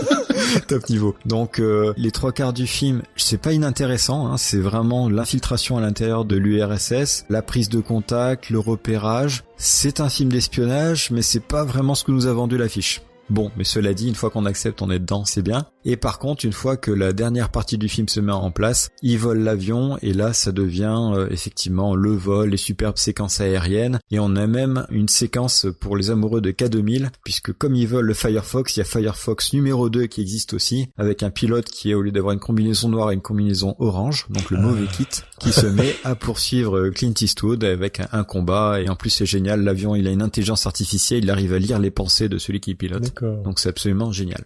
Sinon, ce film, donc, pour le placer au niveau de la guerre froide, c'est vraiment exactement comme dans Octobre Rouge. On suppose que les Russes sont nettement en avance et qu'ils ont vraiment l'arme ultime. Donc, c'est vraiment dans ce qu'on avait vu avec Tom Clancy, le fait de suspecter une technologie nettement en avance de la part de la Russie. Et en parlant de fantasmes technologiques, là on va parler d'un grand classique du cinéma d'espionnage des années 80, et c'est Wiz qui va s'en charger. Yes, et avec War Games. Le classique ultime. Ah là là là. Il est trop bien. Ah là là là là. Un de mes films préférés. Mes respects, professeur Falcon. Voulons-nous ensemble? Oh. Je crois que Falcon y manque. Oui, marrant, non? Avec joie. Je vous propose une guerre thermonucléaire globale. Le classique ultime, War Games de John Badham de 1983, donc qui est un film entre thriller et science-fiction, qui raconte les aventures de David Lightman, un proto-pirate informatique qui va involontairement se connecter à un super calculateur militaire et déclencher comme ça, pouf, en tapant sur 3 touches, une simulation de guerre thermonucléaire globale, précipitant le pays au bord de la 3e guerre mondiale. Alors, ce film, il est juste génial. Il est juste génial parce que, moi perso, je trouve qu'il est ultra crédible. Il est crédible à 2 niveaux de lecture. D'un côté, il y a toute l'explosion de l'informatique à l'époque. C'est quelque chose de très très neuf, mais qui est pas encore maîtrisé par, on va dire, trop le grand public. Donc ça reste encore potentiellement l'objet de fantasmes. Donc le fait de poser justement tous ces fantasmes sur, voilà, on peut aller jusqu'à provoquer la 3e guerre mondiale. Je trouve que c'est ultra bien pensé comme truc, parce que pourquoi on n'irait pas jusque là? Et surtout que ce qui est très fort, c'est qu'il le fait avec déjà l'approche justement du héros David Lightman, qui va exploiter plein de systèmes informatiques totalement science-fictionnesque, mais qui était réel à l'époque, donc la synthèse vocale, le modem. Ouais, moi j'ai mis du temps avant de comprendre que c'était un modem. Hein. Ouais, mais voilà, c'est en fait, il parle de trucs qui pour nous aujourd'hui sont communs, mais qui à l'époque paraissaient de la science-fiction, mais de la science-fiction qui existait réellement, quoi. Moi, ce que j'aime le plus dans ce film-là, c'est la nostalgie des jeux vidéo où le type s'extasie devant un jeu qui lui propose uniquement une option en 3 lignes textuelles. Ouais. C'est énorme. C'est vraiment un film qui est clairement dans son époque à tout point de vue. C'est aussi extrêmement crédible du fait de l'actualité géopolitique, je dirais. Ah bah complètement. Le film, il sort en 83. Je crois 2 mois après, j'ai dû le noter quelque part. Après le démarrage officiel dans les médias de la fameuse guerre des étoiles. Et qu'est-ce que ça montre? Bah voilà, ça montre jusqu'où la fameuse guerre des étoiles peut aller, quoi. Jusqu'à la destruction ultime. Donc c'est très très fort à ce niveau-là, quoi. Quand on regarde les infos à l'époque et qu'on se dit ouais, la guerre des étoiles, ça peut donner quoi? Bah tu regardes le film et c'est bon, t'as l'illustration. C'est le manuel. Matinée suffisamment popcorn, alors les puristes vont hurler, mais ça reste quand même un film popcorn d'une certaine manière. On se le relouait tous les 6 mois en VHS. C'est un truc qu'on regardait en famille. À un moment, tu devais l'acheter, je pense. À un moment, on finissait par l'acheter. Voilà, mais ça reste un film tout public. Donc il y a vraiment tous les aspects qui fait que ça marchait quand on était jeune, ça marche quand on est moins jeune, et ça marche quand on est plus jeune du tout. Un truc qui est assez rigolo, c'est que on est quand même sur une perspective d'affrontement Est-Ouest. Il n'est jamais fait référence aux Russes. On n'en parle pas, on les voit pas. On voit juste un peu la carte, quoi. On voit la carte avec les points blancs qui arrivent, quoi. T'as un des 2 joueurs qui peut faire péter tout seul, quoi. Tellement emballé par sa psychose, il peut faire péter le truc sans même que l'adversaire ait fait un geste. Surtout, ce qui est super bien, c'est que quand tu vois cet écran noir dans la salle, il voit toutes les trajectoires des missiles, ça te fait presque plus d'effet que de voir les missiles lancés dans Terminator 3. Ah mais clairement, tu regardes ça dans le noir, t'as juste l'éclairage de ces trucs-là, mais c'est glaçant d'une certaine manière. Et il y a une vraie morale en plus dans ce film, parce que la seule manière d'arrêter la machine, c'est de lui faire comprendre que si nous on tire et eux ils tirent, tout le monde perd. C'est ça, donc c'est la phrase de conclusion de Joshua qui indique à la fin du film « The only winning move is not to play ». Donc pour gagner, il ne faut pas jouer. Et c'est tellement ça. Le meilleur résumé de la guerre froide qu'on ait pu donner pour moi. Tout à fait. Et justement, en fait, War Games, comme vous le signaliez, ça mettait vraiment une simulation de ce que pourrait donner la guerre entre la Russie et les États-Unis si elle était vraiment lancée. Et le cinéma aime beaucoup mettre ça en scène, justement. On a beaucoup de films qui traitent de l'affrontement entre les 2 blocs. Et Yetcha, tu veux notamment nous parler d'un petit film qui est resté très confidentiel, mais qui a un vrai statut culte. Exactement. Alors c'est un film que j'ai découvert un petit peu par hasard très récemment. Comme tout le monde, t'inquiète. D'accord, donc il s'appelle Miracle Mile, traduit par Appel d'urgence en français, encore une époque où c'était bien traduit. C'est des tresses amitiés. Voilà, donc ça a été présenté la première fois en septembre 88 au Canada, et c'est sorti l'année suivante aux USA, et même en janvier 90 en France. Alors je l'ai quand même mis dans les années 80 parce que il est sorti en 88 au Canada. Réalisé et scénarisé par Steve DeJarnett. Cher à Gizmo pour son... Je t'écoute Gizmo. Chéri 2000. En 87, qu'on aime bien aussi. Moi aussi, je l'aime bien. Et donc, alors, le pitch. Une nuit après un rendez-vous raté avec la femme de sa vie, un homme reçoit dans une cabine téléphonique l'appel d'un militaire affolé qui lui apprend que des missiles nucléaires vont s'abattre sur Los Angeles dans 1 heure et 10 minutes. Moi, j'ai lu le pitch, je me suis dit, je veux le voir. J'ai discrètement téléchargé le film illégalement. Alors... Tu as contacté ton oncle américain, ça, donc. Voilà, j'ai acheté en VOD. Alors, c'est un film donc plutôt méconnu et surtout pas mal raillé à l'époque. Il a été massacré par la critique. Et en fait, le scénariste et réalisateur donc de Gernot a mis presque 10 ans à faire que son film émerge enfin, donc à la fin des années 80. Et c'est pour ça qu'en fait, même s'il est sorti début 90 en France, on ressent vraiment, on est dans les 80s à mort, quoi. Dans l'image, dans la façon de voir le truc, dans la tension énorme avec les missiles nucléaires, tout ça. C'est vraiment palpable. Et en fait, c'est un film qui dénonce la guerre nucléaire. Alors, il est souvent maladroit dans ses dialogues. Les doublages français je l'ai vu en français, c'est très très mauvais. Hein, c'est même vraiment très nul. Là, il faut essayer de faire un peu abstraction. Alors, je pense que ça passe mieux en anglais. La VO est pas mal, mais la VF, oui, est une horreur. Catastrophique. C'est vraiment très typique de ce genre de film d'années fin 80, là, où il y avait... Ouais, mais des genres de films qui avaient pas de budget pour le doublage. C'est surtout ça, c'était... Ils ont fait ce qu'ils pouvaient, les comédiens de doublage. Je dis pas que c'est eux qui sont mauvais, mais bon, ils ont fait ce qu'ils ont pu avec le temps qu'ils avaient, quoi, voilà. Ouais. En tout cas, par contre, le reste est excellent par rapport à la mise en scène et ses propos. Film qui est ressorti récemment, en fait, avec une vraie fanbase qui n'a cessé de croître, en fait, et c'est pour ça qu'il est ressorti. Il y a beaucoup de gens qui voulaient réhabiliter, en quelque sorte, le film. Alors, ce film, pourquoi je l'ai pris? Évidemment, parce qu'on nage vraiment, on est dans la paranoïa de la Troisième Guerre mondiale, de l'Holocauste nucléaire, et donc de la menace, forcément, du bloc soviétique. On est complètement immergé, c'est ça qui est sympa, dans le quotidien ordinaire. Le gars, il va au bar, machin, enfin, tranquille, quoi. Et ça devient extraordinaire suite à ce coup de téléphone. Et vraiment, on bascule complètement dans un autre monde. Et jusqu'à la fin, on sait pas si c'est vrai, on sait pas si c'est un faux appel, si c'est une blague, s'il y a vraiment des missiles, s'il y a pas de missiles, on sait pas. Jusqu'au bout, on est tendu. Et voilà, faut voir ce film. Je vous conseille Miracle Mile. C'est vraiment un film à voir. Je connais pas du tout. Ah, bah Young Gizmo, c'est pas souvent que tu connais pas de film que j'ai. Non, c'est un très très bon film qui malheureusement est passé sous le radar de tout le monde. Je pense qu'il a été en partie réhabilité. Faut le voir, c'est très bon. Et donc Gizmo, toi tu vas nous parler d'un film qui est pas passé sous le radar. Hein. Vous le connaissez, je suppose. Bah oui. Donc moi je vais vous parler de Sens Unique, qui est un film d'espionnage réalisé par Roger Donaldson. Alors Roger Donaldson, il a fait des films assez différents. Il a fait Cocktail, ouais. Le Pic de Dante, j'adore. La Mutante et La Recrue, pour ne citer que ceci. Je vois pas pourquoi c'est différent, hein, c'est tout le même film. Cocktail, non. Cocktail, La Mutante, ça se ressemble. Hein. Oh. Si peu. Et en acteur, vous avez vraiment une grosse brochette avec Kevin Costner, Sean Young, qui joue dans un des films préférés de Yetcha, une androïde. Blade Runner. Ah oui, d'accord, oui, c'est pour ça que j'arrive pas à retrouver. Et Gene Hackman aussi, le très très grand Gene Hackman. Ouais. Donc c'est un film d'espionnage. Because of the truth, there's no way out. Kevin Costner, Gene Hackman, Sean Young, Will Patton, no way out.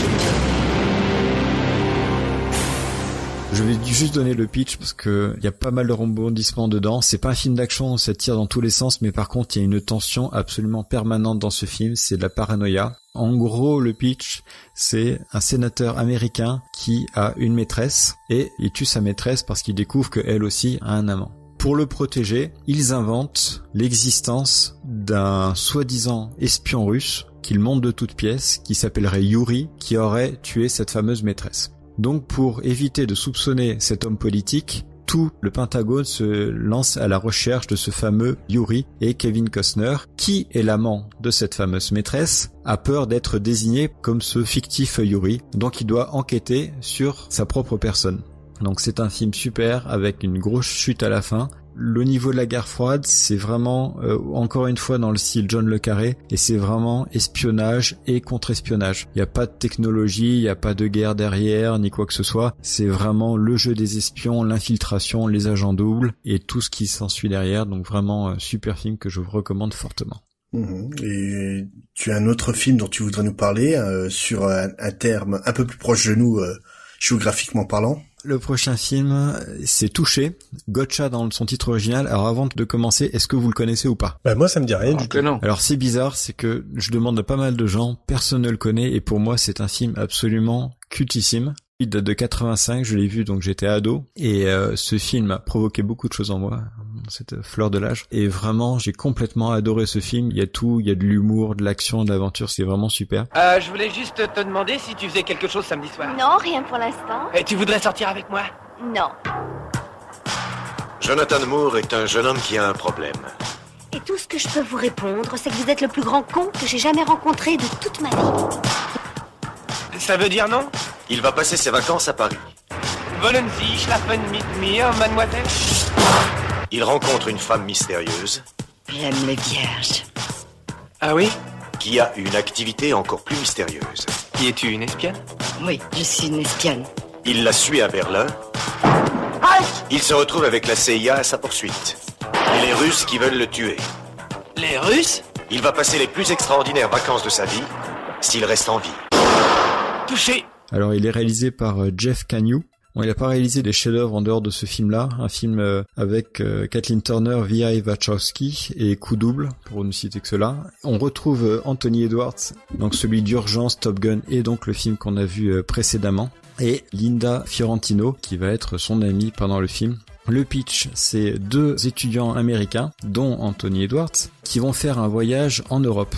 Anthony Edwards, c'est le blond jeune encore puceau, qui se retrouve en Europe, donc il a tous les hormones en folie, donc il regarde toutes les nanas dans la rue. Son copain, lui, par contre, il a une grosse liste de chasse et c'est un dragueur invétéré. Et ce blondinet tout timide qui n'a rien découvert de la vie va rencontrer une magnifique brune qui s'appelle Sacha, qui est un peu plus âgée que lui, et il va découvrir tous les émois de la vie. Donc déjà quand on est adolescent et qu'on n'est pas très très loin de son âge et qu'on voit ce genre d'aventure, on dit putain si ça pouvait m'arriver ce serait chouette. Et donc cette nana, en dehors de lui faire découvrir beaucoup de choses, va décider de continuer le voyage avec lui et de l'emmener en Allemagne et surtout en Allemagne de l'Est. Et là il va se rendre compte que cette Sacha, finalement, c'est un espion.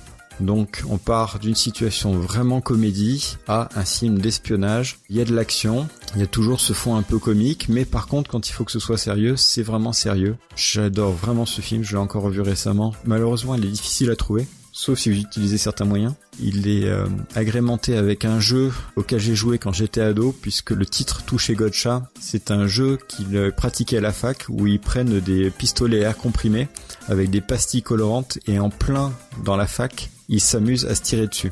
Et donc moi, quand j'étais adolescent, j'ai rien trouvé mieux que d'acheter moi aussi des pistolets à pastilles colorées et je tirais partout dans la rue. Et il y a des gens qui te suivaient ou alors personne n'avait vu le film non plus? Ah ouais, non, mais on le faisait avec les copains. D'accord. Le film avait beaucoup influencé les copains et franchement, j'adore absolument ce film. Donc je recommande pour ceux qui arrivent à la voir. En fait, tu me donnes presque envie de le voir. Puis je regarde l'affiche et je vois le Dr Green de Urgence avec des cheveux blonds, puis ça me bloque.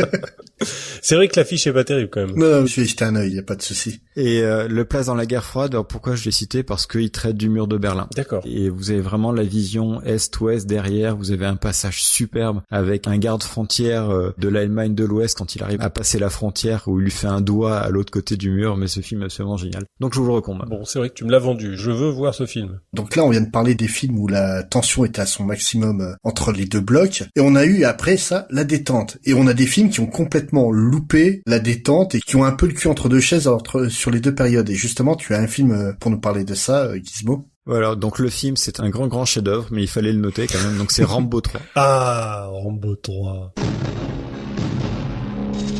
La peur le précède. La guerre le suit. Le combat est son seul salut. Pour qui vous prenez cet homme? Dieu? Non, Dieu aurait pitié. Lui, non. Mais ils l'ont forcé à revenir pour sauver son seul ami. Quand ils ont fait couler le premier sang. Pourquoi tu dois faire ça? Parce qu'il le ferait pour moi. Rambo 3. Stallone. Mais qu'est-ce qui se passe? Qui est-ce? Ton pire cauchemar. Rambo 3 de Peter McDonald. Ah, il faut que je le revoie. Donc il a été réalisé en 88. Alors, ce film, il a vraiment de gros problèmes. Ce film, il se passe en Afghanistan et Rambo va aller sauver son ami le colonel Trotman qui a été kidnappé par les Russes. Donc il va s'allier aux Moudjahidines pour combattre les Russes. Le film en lui-même, il est pas particulièrement mauvais, donc il se laisse quand même regarder, mais il y a quand même pas mal de choses qui vont pas, et surtout, c'est pour ça qu'on l'a mis entre guillemets la queue entre deux chaises, il tombe vraiment mal au mauvais moment. Il sort en 88, le mur de Berlin va tomber en 89. C'est vrai qu'à cette époque, il y a des films comme Octobre Rouge qui sortent, où on parle bien sûr des Russes, mais c'est plus des films technologiques, d'espionnage. Il y a des jeux un peu diplomatiques entre la Russie et les États-Unis, il y a quand même une subtilité derrière. Oh, Rambo 3, il y a de la subtilité. Ce film n'est absolument pas subtil. Déjà, il commence avec une scène où Rambo se prend pour Conan le barbare dans une arène. Déjà, ça donne le ton.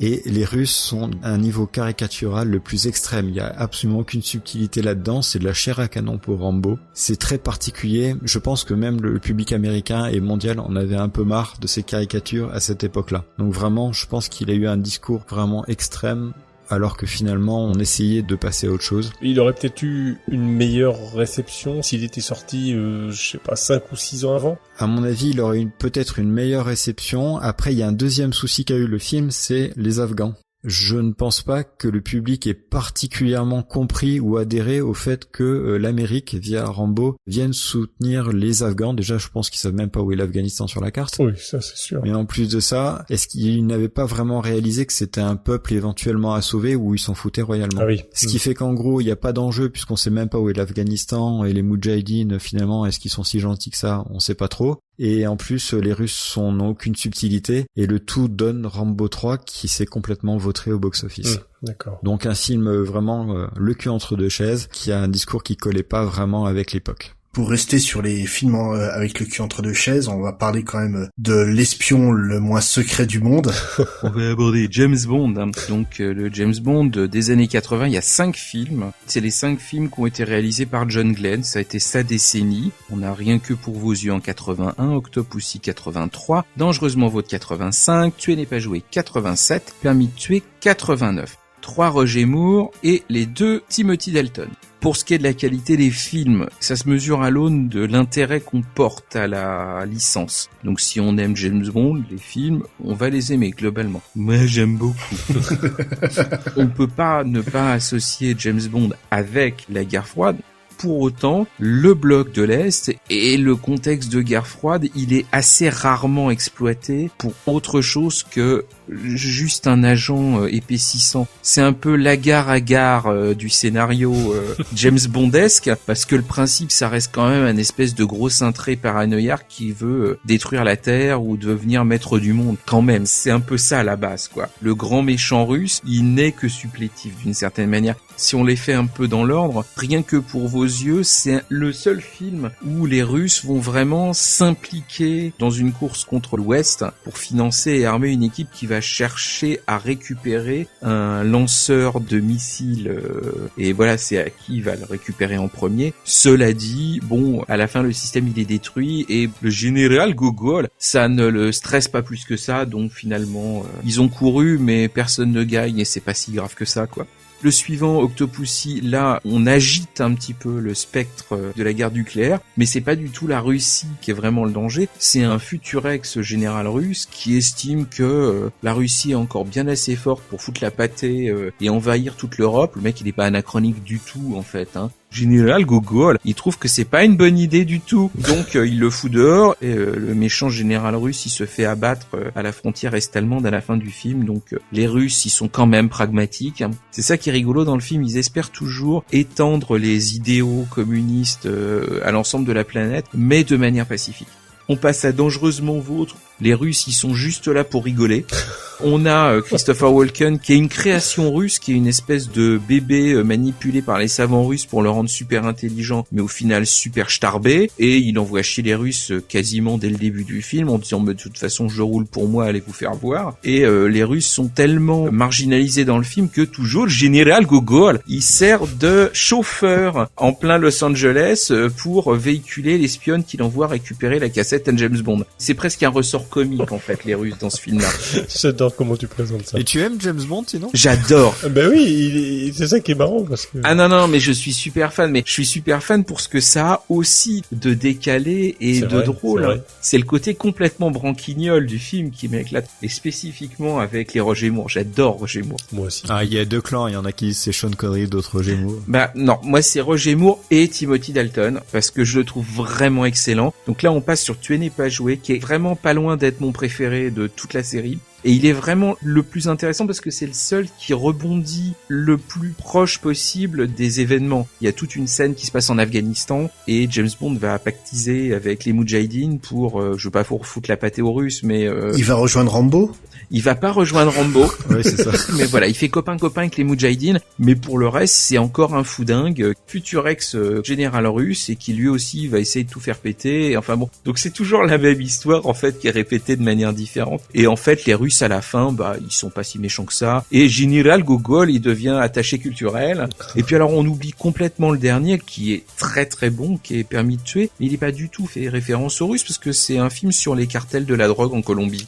Ça ne reviendra qu'avec GoldenEye pour le coup, parce qu'il y a toute cette séquence dans l'espèce de parc où il y a toutes les statues de Lénine et de Marx qui ont été déboulonnées et machin. Donc on visualise le côté fin de règne, quoi, le côté délabrement du bloc. C'était fini pour les Russes. Les Russes ont définitivement disparu de la carte scénaristique, voilà. Par contre, tu voulais nous parler d'un film qui faisait transition entre cette partie-là où c'était hyper tendu entre les deux blocs et qui nous menait à ce qu'on appelle la détente, l'instant où les deux blocs se sont à peu près bien entendus. Alors celui-là, il est très compliqué à caser parce que j'aurais pu le mettre dans presque toutes les catégories. Alors, c'est 2010, l'année du premier Contact, film de 84, adaptation de 2010 Odyssée 2, publié en 1982, qui est la suite du fameux 2001 de Kubrick. Pour ce qui est du pitch, donc on se situe en 2010, donc 9 ans après la mort / disparition de l'équipe du Discovery, imputée au moins partiellement à un pétage de plomb de l'ordinateur HAL 9000, l'ordinateur qui parle comme Stephen Hawking. À ce moment-là, il y a une mission russe qui décide de partir sur les traces de la première expédition, en intégrant néanmoins 3 Américains, le responsable d'origine de la mission, le concepteur du vaisseau et le concepteur de HAL 9000. Parce que HAL 9000, là, il est de conception moyen-orientale ou... C'est ça. D'accord. Donc il va se passer ce qui se passera et on n'en dit pas trop sur le film parce que personnellement je l'aime beaucoup. Moi aussi je l'aime beaucoup. Est-ce que j'ai le droit de le dire que je l'aime vachement plus que 2001 ? Et là je vais te suivre parce que je n'aime pas non plus 2001. Moi c'est pareil, 2001 je trouve ça sympa mais chiant, beaucoup trop conceptuel. Alors je voulais ajouter vraiment très chiant.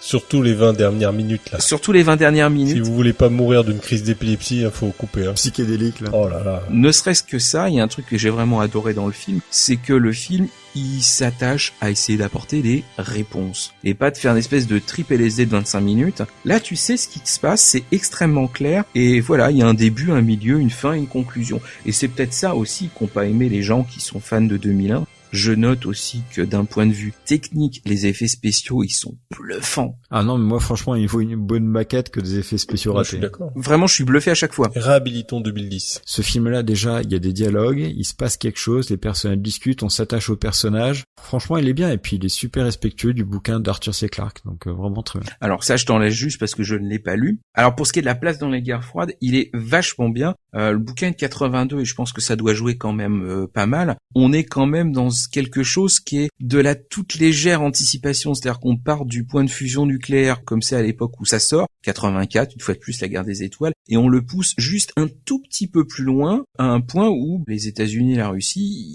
ils envisagent sérieusement de se taper dessus et ils commencent à se taper dessus. Et en fait, la mission part dans l'espace, et au moment où elle part dans l'espace, ça y est, la guerre se déclenche sur Terre. Pendant tout le film, le truc monte, et plus ça avance, plus ils se disent, mais si ça se trouve, on va revenir, il y aura plus de planète Terre. Donc c'est assez flippant pour ça. Et il se pose même d'autres questions, il se demande si on se combat sur Terre, est-ce que nous, à l'intérieur du vaisseau où on est enfermé, est-ce qu'on doit être aussi des ennemis maintenant ?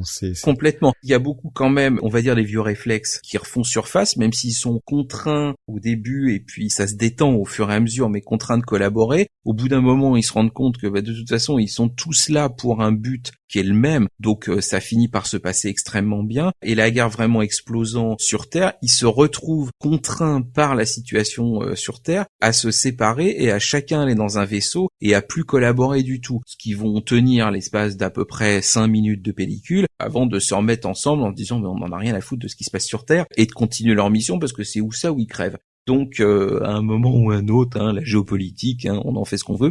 Et bon, ça se termine, on va dire, sur une peut-être note d'espoir, puisque au final, la guerre, elle s'arrête, machin, mais elle s'arrête parce que, attention, spoil, il y a un extraterrestre qui dit, vous faites ce que vous voulez dans l'univers, mais si vous touchez à ma planète, je vous fous en deux. C'est un peu Watchmen.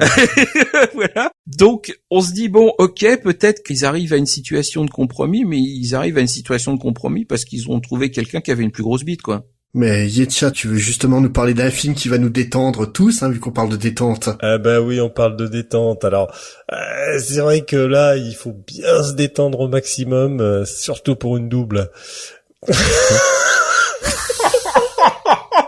Une double détente de cochon. Venant de toi, je suis particulièrement choqué.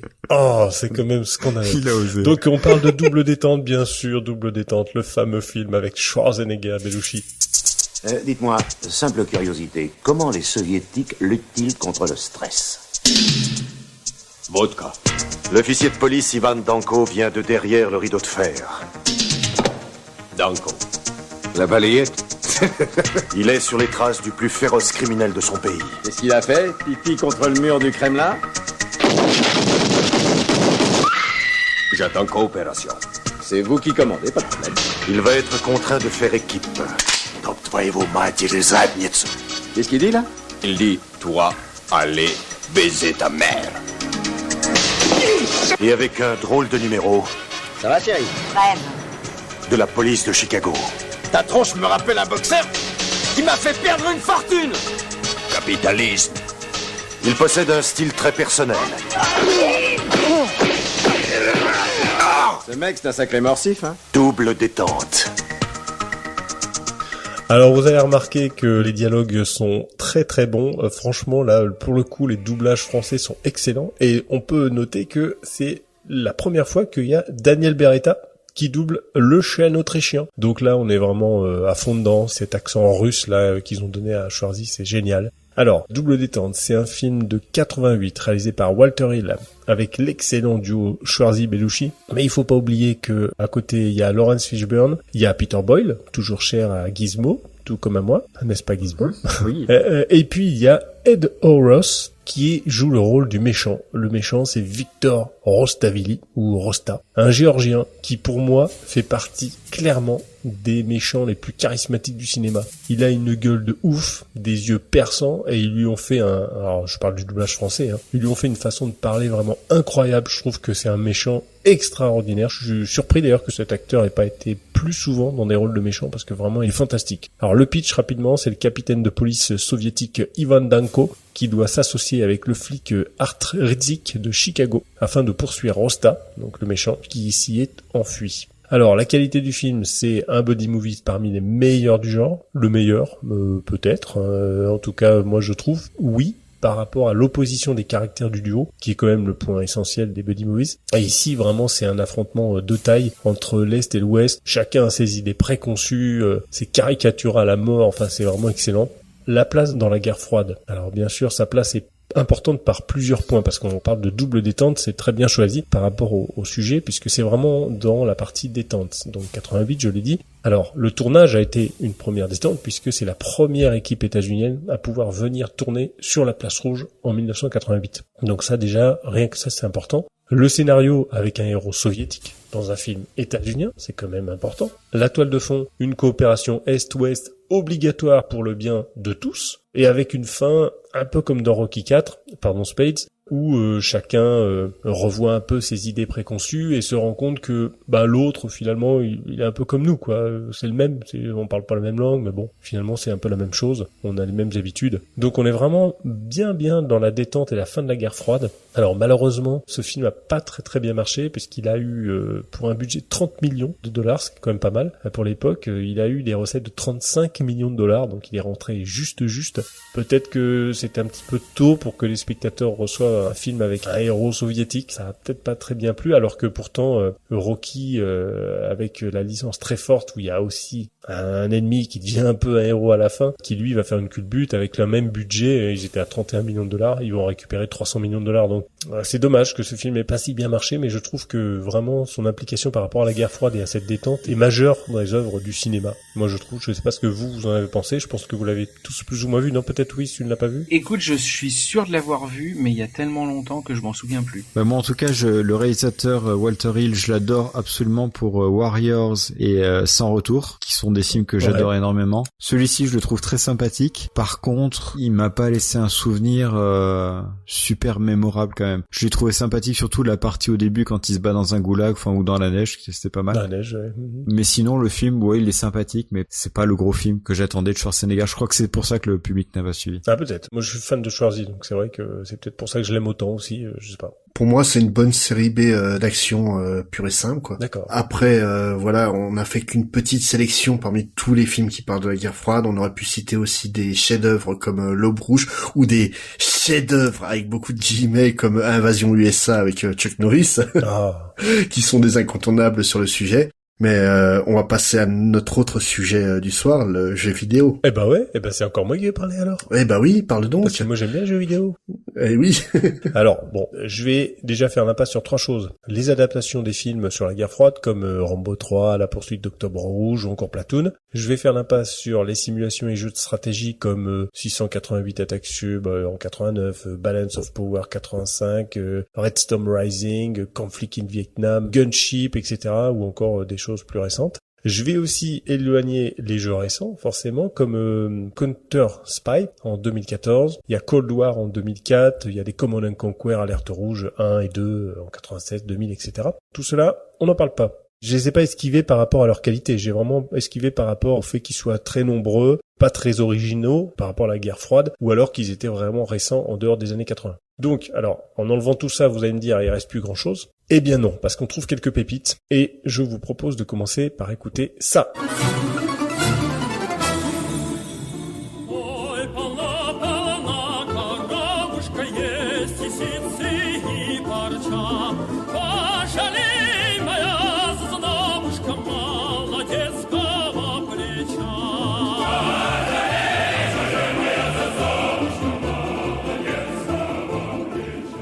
Et oui, vous l'avez tous reconnu. C'est le fameux Korobeiniki, traduit les colporteurs par les chœurs de l'armée rouge. C'est une chanson russe basée sur un poème russe de 1861 et qui sera adaptée pour donner le fameux thème de Tetris. Voilà, puisque Tetris, on est en pleine guerre froide, 84. Il a été conçu au cœur de l'Académie des sciences de l'URSS par Alexei Pajitnov. En 85, on a Green Beret de Konami, qui est un jeu d'action à scrolling horizontal qui nous met dans la peau d'un soldat états-unien. Alors c'est très drôle parce qu'il est armé de son couteau et il doit stopper une armée qui veut initier une guerre nucléaire. Donc avec le couteau, il va tous les niquer. Ça marche, ça passe. Ah ouais, non mais c'est un grand classique, Green Beret, voilà. On a SDI de CinemaWare en 87. Alors c'est un shoot spatial en fausse 3D qui nous plonge dans une station orbitale à la fin du mois d'octobre 2017. Qu'est-ce que tu appelles de la fausse 3D ? Comment expliquer ça ? Ça fait comme si vous aviez un couloir devant vous, vous voyez, il y a un vaisseau et on a l'impression qu'il s'enfonce dans le couloir, mais ça fait un peu comme des lignes, un peu à la façon Vectrex, si tu veux. Donc de la 3D fil de fer, quoi. Oui, c'est un 3D fil de fer, mais il y a des textures. La Vectrex c'était sans texture, mais là il y a des textures quand même. Ok. Donc, station orbitale à la fin du mois d'octobre 2017, chargée de protéger les États-Unis d'une révolution qui gronde en Union soviétique. Donc voilà, on est vraiment à fond dedans là, octobre 2017 en plus.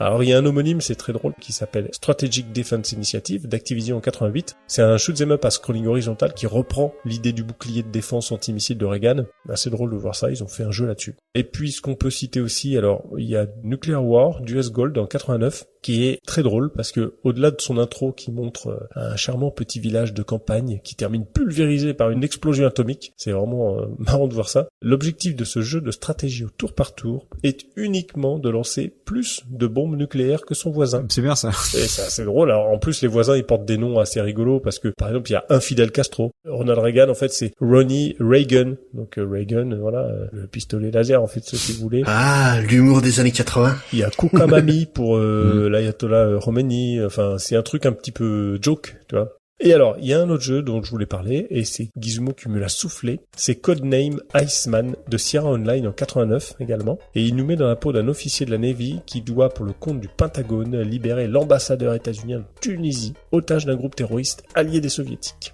Alors c'est un peu dur et complet comme jeu, mais c'est vraiment agréable à regarder et ça profite d'une vraie variété dans son gameplay qui est aujourd'hui même assez rare. Donc c'est un jeu à découvrir. Alors bon, c'est quand même assez costaud. Je l'ai pas essayé, hein. J'ai vu des let's play sur YouTube, mais c'est très très beau et je pense que c'est vraiment un jeu à découvrir. Sierra. C'est un point and click qui était pas mal. Bon, il faut savoir que c'était le point and click avant d'utiliser la souris pour faire des actions, donc il fallait taper les phrases au clavier. Et ce qui était vraiment sympa à l'époque, en plus il y avait toute la hype sur Octobre Rouge qui était sorti. Ah oui. Et à un moment dans le jeu, vous pouvez piloter un sous-marin et dans la boîte du jeu, vous aviez carrément la carte des fonds marins qui était livrée et avec une règle et un truc, vous traciez le parcours du sous-marin, vous notez latitude et longitude et vous pilotiez le sous-marin sur les coordonnées qui avaient été notées. Donc c'était vraiment génial. Enfin, moi je m'y croyais totalement. Mais c'est une démonstration de l'excellence qu'avait Sierra Online pour concevoir ces jeux. Ouais, carrément. C'était une boîte qui parlait peu à ceux qui ne jouaient pas sur ordinateur, quoi. Mais vraiment chacun de leurs jeux avait une petite touche comme ça qui allait plus loin que du simple jeu de base. Complètement, ouais.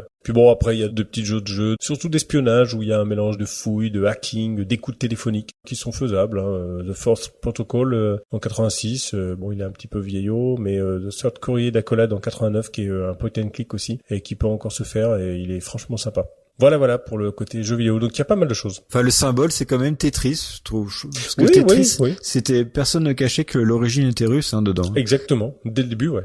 Au lieu du Candy Crush aujourd'hui, à l'époque, c'était vraiment Tetris. C'est vrai. Puis ça reste indémodable. Exactement. Ah ouais, non, c'est super comme jeu. Et donc, je pense qu'on a fait un tour assez complet de la culture pop qui parlait de la guerre froide durant les années 80, là, pour ce soir. Certes. Bah ouais, ça me paraît pas mal. Donc je vais vous poser une question toute simple. Et vous, comment vous l'avez vécu, la guerre froide? Voilà.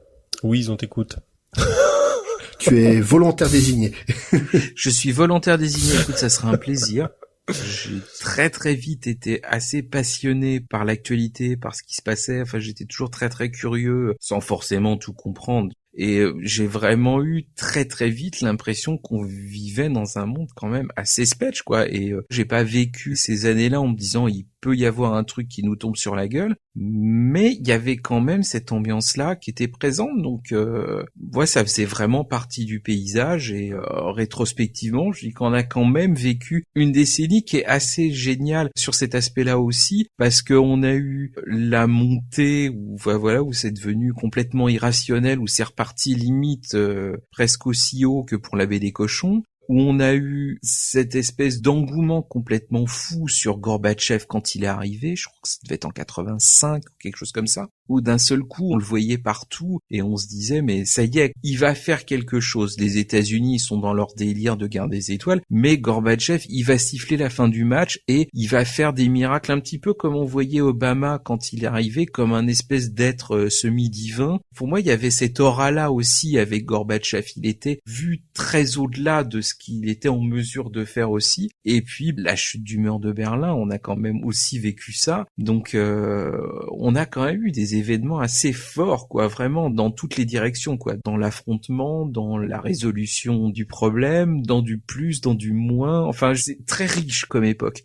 Un petit peu comme aussi en France, on s'est tapé une décennie qui était aussi émaillée par des attentats quand même assez régulièrement. On en a maintenant, mais on oublie que dans les années 80, il y avait les attentats tout le temps. Oui. Et il y en avait beaucoup plus. Donc c'était présent, mais on essayait quand même de faire abstraction. Donc c'était assez compliqué en fait. Mais je suis quand même content d'avoir vu ça parce que ça permettait de relativiser quand même beaucoup de choses. Et toi, Gizmo, qui vivais beaucoup à l'étranger à cette période-là, comment tu as ressenti la guerre froide exactement? Moi, c'était pas vraiment le fait d'être à l'étranger. Enfin, c'est vrai que j'étais pas en France pendant toute cette époque, mais je suis d'origine allemande à la base. Et moi, la guerre froide, je l'ai vécue surtout avec le mur de Berlin. Le fait de savoir que le pays où il y avait ma famille avait été coupé en deux, c'était quand même quelque chose. Enfin, tu te sens beaucoup plus proche du rideau de fer que les autres. Et le deuxième, alors là par contre, faut réaliser que années 80, j'étais quand même pas très âgé. Il y avait quand même tout ce qu'on disait sur la guerre froide, le risque nucléaire, les Russes, le rideau de fer. Il y a des trucs que j'avais assimilé mal à l'époque quand j'étais enfant, parce que je voyais tous ces drapeaux russes, vraiment drapeaux américains, drapeaux russes, et quand je voyais en France tout ce qui était élection politique, je voyais le Parti communiste qui affichait exactement les mêmes drapeaux que les Russes, et là je me disais mais attends, qu'est-ce qui se passe? Il y a les Russes, c'est les gros méchants qui ont des missiles, ils vont nous pulvériser la gueule, et en même temps il y a un parti en France, en plus il s'associe avec quelqu'un qui risque de devenir président, J'en ai pas parlé avec mes parents, mais j'avais une espèce de psycho. Je dis, mais attendez, ça veut dire qu'en gros, si ça fonctionne, ça veut dire que les Russes vont prendre le pays, ça veut dire qu'on va devenir comme eux. Enfin, c'était bizarre, c'était une sorte de crainte comme ça. Je sais pas si c'est à force de regarder tous ces films-là, mais c'était inquiétant pour moi. Et Yetcha, toi, ton regard sur la guerre froide et cette époque? Bah alors, moi, c'est toujours un peu le même souci que Wiz et Gizmo. Donc, je suis 75. Donc, il y a beaucoup de choses que j'ai pas compris pendant les années 80. Pour moi, la guerre froide, c'est vrai que ça ressort avec beaucoup de films, surtout des films comme Rocky IV notamment, des films comme War Games, beaucoup, et puis aussi un film dont on n'en a pas parlé parce qu'on peut pas tous les citer, mais le film Soleil de nuit, je pense que vous le connaissez, sur la danse avec Mikhail Baryshnikov, quand même un vrai grand danseur. Je ressentais, disons, la propagande très très forte le soviétique, c'est un méchant. De toute façon, nous on est du côté des bons. On est les Occidentaux, on est avec les États-Unis, et de l'autre côté, c'est les méchants. Moi, j'avais vraiment ce ressenti en étant enfant que c'était des gens qu'il fallait absolument éviter, qu'il fallait si possible éliminer, sans avoir de haine directe par rapport à eux, mais voilà, mon entourage, tout ce que j'entendais, ce que je voyais, etc., ça me guidait vers ce truc-là de dire, les Soviétiques, c'est des méchants. Donc, c'est là que je me rends compte de l'impact énorme de la propagande. Je dis pas que c'était des gentils, c'était des méchants. Il y a des choses bonnes, il y a des choses mauvaises, des deux côtés. Mais disons que faire un amalgame entre des positions politiques et la population entière, c'est dangereux d'avoir ce genre de discours parce que ça peut vraiment vous laver le cerveau et vous faire rentrer des idées qui ne sont pas forcément de vous, pas votre ressenti, mais qu'il faut absolument éduquer la masse à penser tel truc ou telle chose. Et moi, c'est comme ça que j'ai ressenti pendant cette période des années 80. Mais par contre, du coup, j'aimais beaucoup voir des films, jouer à des jeux, etc. Où quelque part, il fallait casser du russe, quoi, du soviétique. Enfin, il fallait casser du soviétique. C'était les jeux vidéo, ça rend violent, on le dit. Ouais, c'est vrai, on le dit tout le temps. Merde alors. Mais par contre, tu as cité Baryshnikov et je trouve ça en fait assez marrant que dans les années 80, on a beaucoup d'athlètes d'origine du bloc de l'Est qui sont devenus cultes. On peut citer aussi Nadia Comaneci, la gymnaste roumaine, si je me rappelle bien. Oui, c'est ça, roumaine, 76. Et ne serait-ce que Kasparov, le plus grand joueur d'échecs du monde. À la fois, on avait comme tu dis, une propagande, on nous les montrait comme des méchants, mais d'un autre côté, on avait vraiment des sportifs et des athlètes de très haut niveau. Oui, et puis des artistes aussi. Des artistes, oui, tout à fait. Alors, c'est vrai qu'ils étaient un peu muselés, parce que les artistes dont on parlait le plus, c'était des gens qui, justement, avaient fui, et qui pouvaient s'exprimer librement. Ah, je suis pas totalement d'accord. Parce qu'en fait, t'as beaucoup du cinéma russe qui était diffusé en Europe à l'époque. Notamment dans les films d'animation, l'URSS était tellement fier de son animation depuis les années 60 qu'ils n'étaient pas du tout à diffuser ces films en dehors de l'URSS. C'était une manière de propagande, d'une certaine manière. Oui, bien sûr. On peut citer par exemple La Reine des Neiges, qui était diffusée assez souvent durant la période de Noël dans les années 80 en France. Les artistes de l'URSS étaient quand même diffusés à partir du moment où ils étaient suffisamment bons pour pouvoir être un rival à l'impérialisme américain, quoi. Et même, je dirais même pour nos artistes à nous, parce que tu prends Jean Ferrat tout à l'heure, il ne passait que chez Drucker. Il y a que Drucker qui réussissait à lui faire encore une petite fenêtre, mais sinon il était blacklisté partout. Ouais. Donc il y a quand même quelque chose. Et j'ajouterais sur le côté climat inquiétant que en plus on était à la fin du côté prédominant du Parti communiste en France, où on voyait encore des gens qui étaient considérés comme des figures, ce qui n'est plus le cas maintenant. Quand on voyait Marchais, naturellement, il y avait le Luron qui se foutait de sa tronche. Mais pour le coup, il en imposait quand même. Marchais, c'était pas n'importe qui. Oui. Que, à côté de ça, Robert Hue ou La Joigny, on est descendu d'une marche. Oui. Tu vois ce que je veux dire? Mais c'est vrai. On est même descendu du train, je crois. Donc ça représentait quand même quelque chose quand tu les voyais, même si tu sais si c'est pas la totalité du discours et le contenu et tout et machin, on recevait Marchais comme on recevait Mitterrand ou comme on recevait Chirac ou comme on recevait Giscard. Mais c'est ça, enfant, que j'avais du mal à comprendre, justement. Cette espèce d'amalgame entre, justement, le Parti communiste français et la Russie. Puis en plus, on savait très bien qu'ils avaient des liens extrêmement forts, même de financement. Et du coup, je comprenais pas du tout quelle était la logique derrière, en fait. Je sais pas si c'était le Luron qui disait ça, la droite est achetée par la fenêtre et la gauche est achetée par Moscou. Mais ils ont représenté jusqu'à quasiment 30% de l'électorat. Ah bah oui. Degré ou de force, on pouvait pas ne pas prendre en compte ce truc-là. Après, Mitterrand a fait ce qu'il a fait, et voilà. Mais on a vu l'effondrement du bloc, mais on l'a vu chez nous aussi, l'effondrement du bloc soviétique en France. C'était assez symptomatique aussi. Et pour apporter mon témoignage sur cette période, moi j'aimerais revenir en fait sur deux événements. Donc on a déjà parlé, donc Tchernobyl. où en fait on a vécu ça comme une grosse phobie ici, mais apparemment on a des douaniers tellement forts qu'ils empêchaient le nuage de rentrer en France. Moi, je me souviens très très bien de cette histoire. Je me rappelle, donc j'avais 11 ans. Et je me souviens hyper bien quand ils avaient dit ça, que le nuage, donc ça allait parce que ça a été arrêté aux frontières, et machin, etc. M'entends encore me dire dans ma tête, enfin, c'est bizarre, quoi. Pourquoi est-ce que ça s'est arrêté aux frontières? Je comprenais pas pourquoi. Il avait pas son passeport.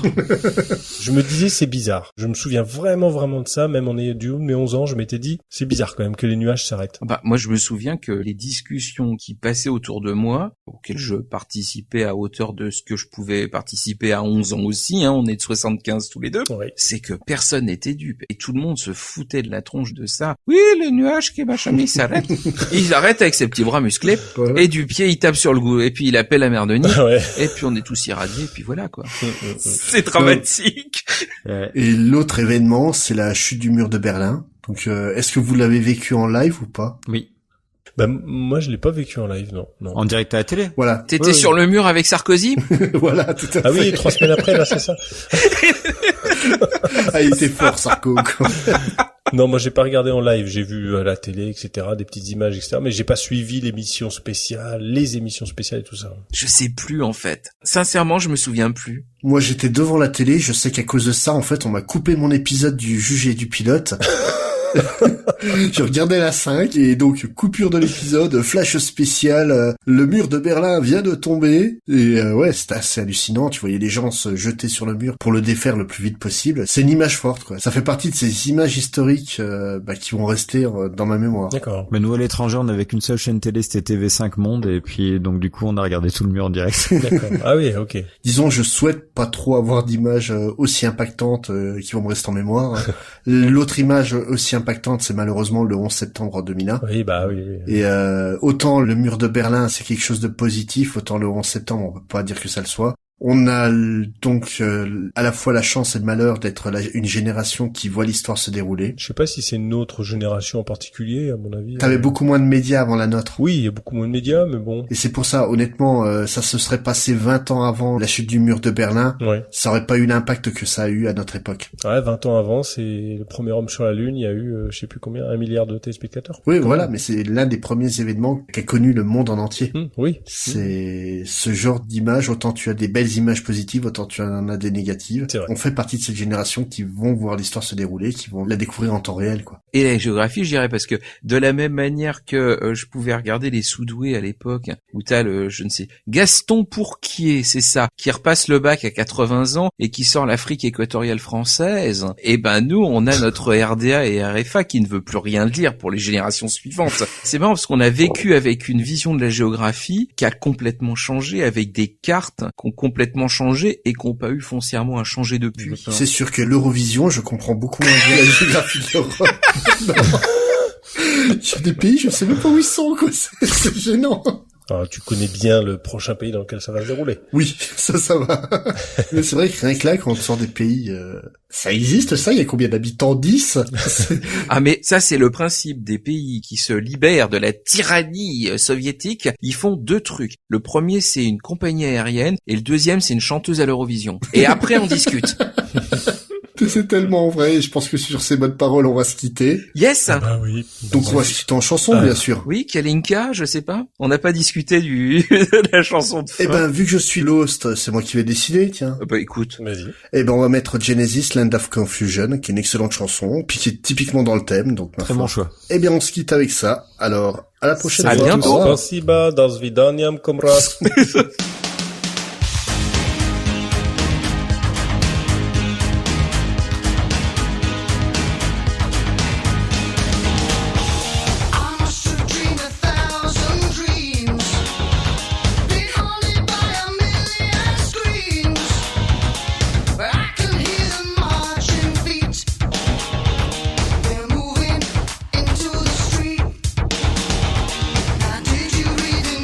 Today